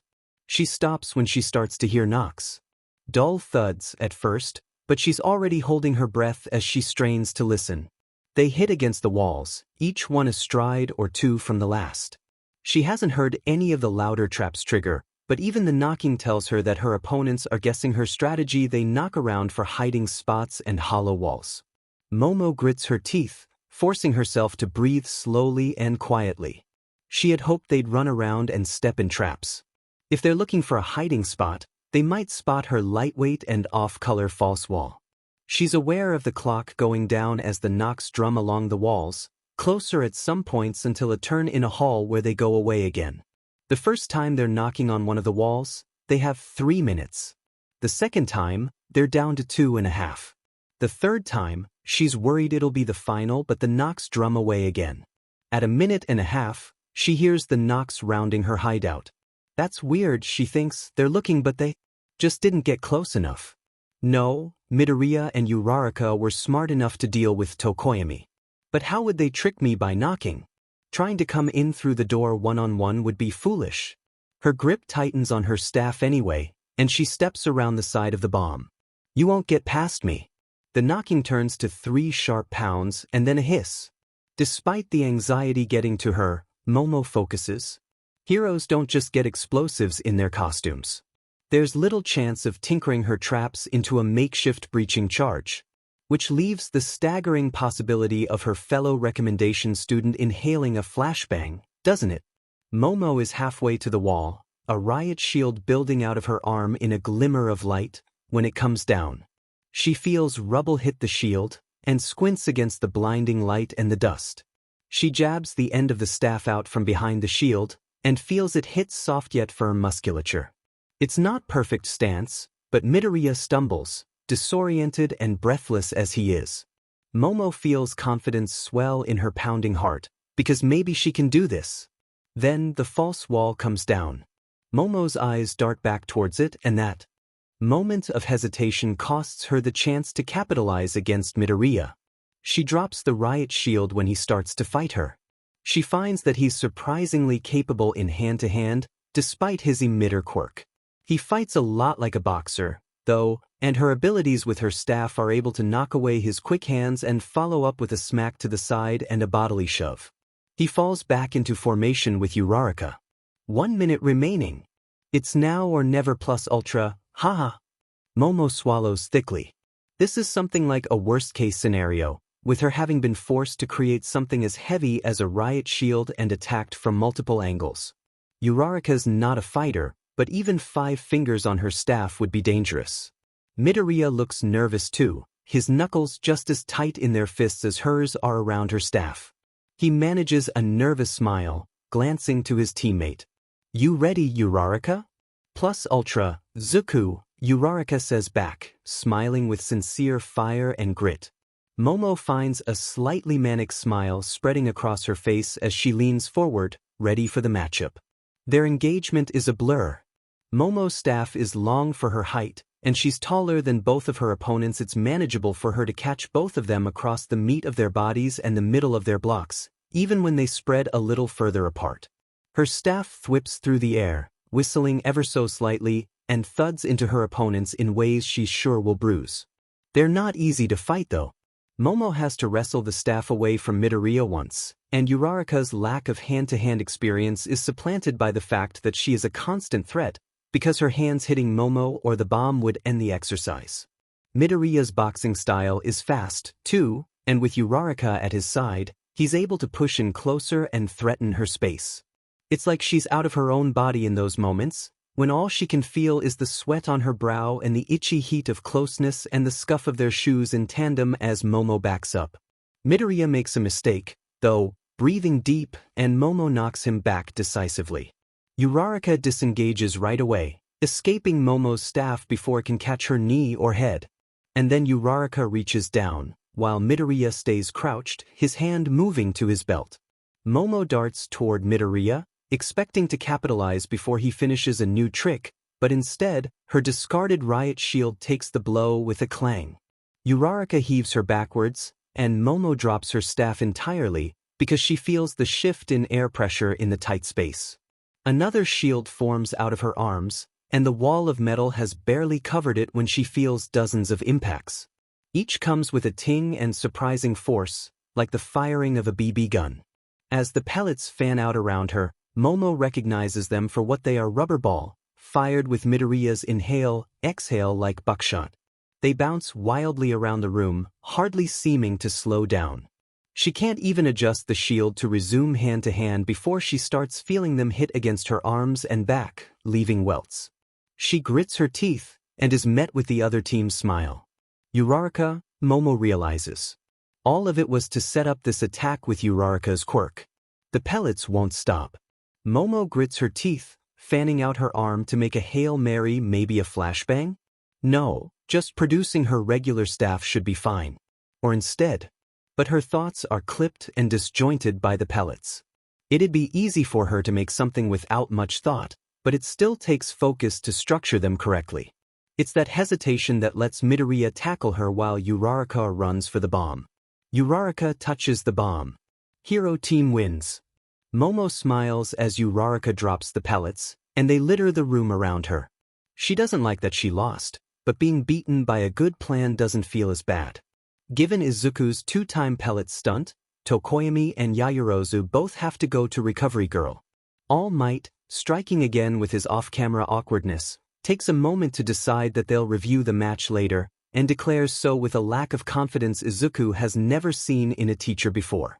Izuku's eyes travel back to Tokoyami and Momo, who both hiss at the pains across their arms and bodies. Neither of them bled, but Izuku still winces as they go. It's not like he has fun hurting people. Team C as heroes, Team J as villains. Villain. What did I say? Raccoon eyes. Katsuki laughs. Unlike some people. Izuku chews his lip as he considers the match, watching the cameras as Katsuki stomps around inside and the girls talk outside.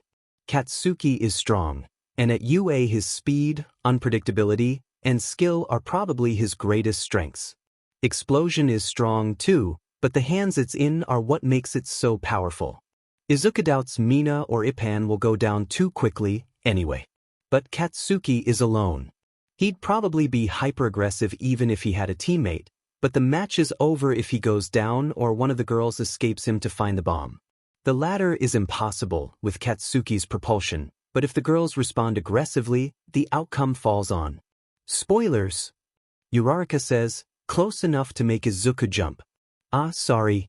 You were really into it. I guess I should have known. She scratches the back of her head, smiling apologetically.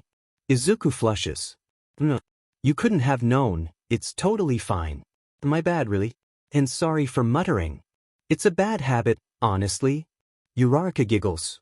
It's no big deal. It's kind of fun to watch. I just wish I could parse what you're saying honestly. Not that you have to. Kaken's skilled and fast, so splitting up is a bad call. They have to fight him and they have to. Planning time's up. Heroes, you've got 10 minutes to disarm that bomb. With one last nod to Ippan, Mina pushes the door open. A foot flies at her face immediately. Mina is so surprised she barely manages to dodge. It's only a combination of Ippan tugging her back and Mina twisting away like a leaf in the wind that keeps her from getting conked like the Pixar lamp. He never said we had to stay in the building, Bakugo snarls, his perpetually ready throwdown smile spread wide across his face. Mina stares at him for a moment, both in low, ready stances. His hands crackle with tiny explosions and his fingers flex into claws. He's standing in the doorway, as if to entirely defeat the idea of going for the bomb. Ippan must be looking into the building behind him, because he scoffs. Nah, this is a fight. Villains. Make the plans and all. Mina swallows. That just means we have to beat you. Hit me with your best show. Bakugo stops short as Mina lunges forward, and he cracks off an explosion and kicks up a knee to plant it in her gut. She shifts her weight, sending slick, near-neutral acid through her shoes. She drops low, her shoulder blades almost hitting the ground, and skates around the blow. Her balance is off, and she plants a slick hand on the ground to shift her weight and twist onto it. Thanks for the breakdancing lessons, Mr. Borioka. Her legs kick out, sending out spurts of acid like a sprinkler, and Bakugo launches himself backwards. Are you fucking breakdancing? He cackles, rolling his shoulders. Mina finds herself grinning as she meets his eyes. She shrugs casually, even as she takes heavy breaths. If it ain't broke. She casts a glance towards Ipan, who looks like she's having less fun than Mina. She doesn't look scared, though, despite her kindness and rescue-style costume. Her fists are held in front of her, with her front leg firm on the ground but light, in a kickboxer-ish stance. Bakugo launches forward again. This time, he peppers explosions and light blows, all stuff that can be pulled back from and followed up on relentlessly. Unlike Mina, he's no dancer just like his explosions, he fights in bursts of barely connected movement, shifting his weight and momentum constantly. Mina knows, even as she sprays acid and ducks around his attacks, that she's on the back foot. Her bigger gouts of acid can be blasted away, and she's good, but she's not heat-resistant. Before Bakugo can capitalize on her wavering composure, Ipan kicks out, hard. It's only fair, given her impressive height, and her legs have reach like Yaoyorozu's staff. Bakugo takes the blow, but blasts himself back before it tosses him onto his butt. He's grinning and huffing, and then he's blasting forward restlessly. Mina grits her teeth. Either he's crazy, or he wants to beat us before the 10 minutes. He cackles as he does a mid-air backflip and a blast thunders across Ipan's back. Or both. I can't get him with my quirk, Mina says, quick and strained. Do you think you can grab him? Ipan grunts. Yeah. But I can hear you. Bakugo smiles, standing straight out of his low stance and spreading his arms. Come on. Grapple me. Ipan's lips finally curl into the beginnings of a smile. All right, she says, almost chipper, and then she lunges. The next few engagements are a blur, and so is the space between them. Ipan will get her hands on Bakugo, or Mina will kill his momentum with a glancing blow, and then he'll flip around, all wiry muscle, acrobatic skill, and roaring explosions. He practically crawls up Ipan when she gets two hands on one of his forearms, ending up kicking her in the head, upside down, and dropping into a handstand push-up that he uses to blast away with acid burning into his back. And then he blasts forward from out of the air, on them again before they can gather themselves. There's no time for strategy, or to stand up straight again and think about their injuries. There's just acid and smoke, wild laughter and snarls and grunts. It's the hardest workout Mina's ever had, and it's insanity. She calls it quits before Ipan in the end. Bakugo nails her with an explosion to the chest, which she almost handles, but his knee pads are angular and they hurt against her stomach, and her hands and feet already sting from acid overuse. He reaches for his capture tape, but Ipan tackles him, snarling. For a kickboxer stance, she's more and more physical as time goes on. Bakugo is bruised and speckled with chemical burns, and Ipan's fur sheen is mussed and caked in soot. She pins him, one hand on his wrist and the other on his neck, and he twists around to catch her head between his thighs, using that to wrench her around. She's way stronger than him, enough to not even flinch, but then he uses an explosion for propulsion. Mina can recognize what he's doing as he moves. It's obscured by the flash and the smoke, but the way he tosses Ipan with his legs and then twists around and blasts forward with his hands. It's a rough, Bakugo-style breakdance move. He crashes into Ipan, and the two of them are snarling as they fight. Mina pushes herself to her feet, even as they sting from the pressure of standing. She figured the holes in her shoes was what support gear meant, but she's starting to lament her lack of a weapon. She still has her body though. A lot of it hurts, but her muscles still have some time left before failure. Time's a tickin'. 5 minutes left. Fights feel way longer, Mina groans, shouldering back into the mix. She kicks Bakugo in the side once, and then he notices her, and never repeats the mistake. She notices, as she tries her typical moves with fresh determination, that that's consistent. He never makes the same glaring mistake twice. He grins as he gets grabbed by Ipan, because by merit of her size getting grabbed is an inevitability, not a mistake. And he always kicks and explodes and darts away and back in like paddleball. He's close again. Ipan doesn't even grab him, just strong-arming his sternum, and her other hand darts forward to punch him. That leaves a mark, and he staggers back. Mina and Ipan both dart forward to capitalize, but he lets off an explosion that stings their skin and surrounds them with a flash and smoke. Then he's some 10 meters away. You know, my sweat's explosive. And I sweat when I fight. His shoulders rise and fall with every breath. And the nice folks at the support company were happy to give me storage tanks to go with the wrist braces. He aims the barrel of his gauntlets at the pair. Bakugo! Stop, that's too dangerous. Bakugo grins. They've handled me so far. All they've got to do is dodge. He pulls the pin. Mina is already moving to tackle Ipan, on an instinct that feels very illogical as time seems to creep slower, and she realizes how much bigger Ipan is than her. But then, she doesn't collide with Ipan, falling and falling until she hits the asphalt instead. The girl is running forward, snarling, fur bristled and ears flat against her head and face seeming more angular. There's light in the barrel when she's close enough for her claws to grab the gauntlet, and a bright flash as that spark starts to light that disappears as Ipan shoves his gauntlet up, up, up. The explosion roars into the air, and Mina's ears ring, and her eyes are seared with a bright white afterimage. Is restrained. Hero team wins. Mina blinks blearily. We won?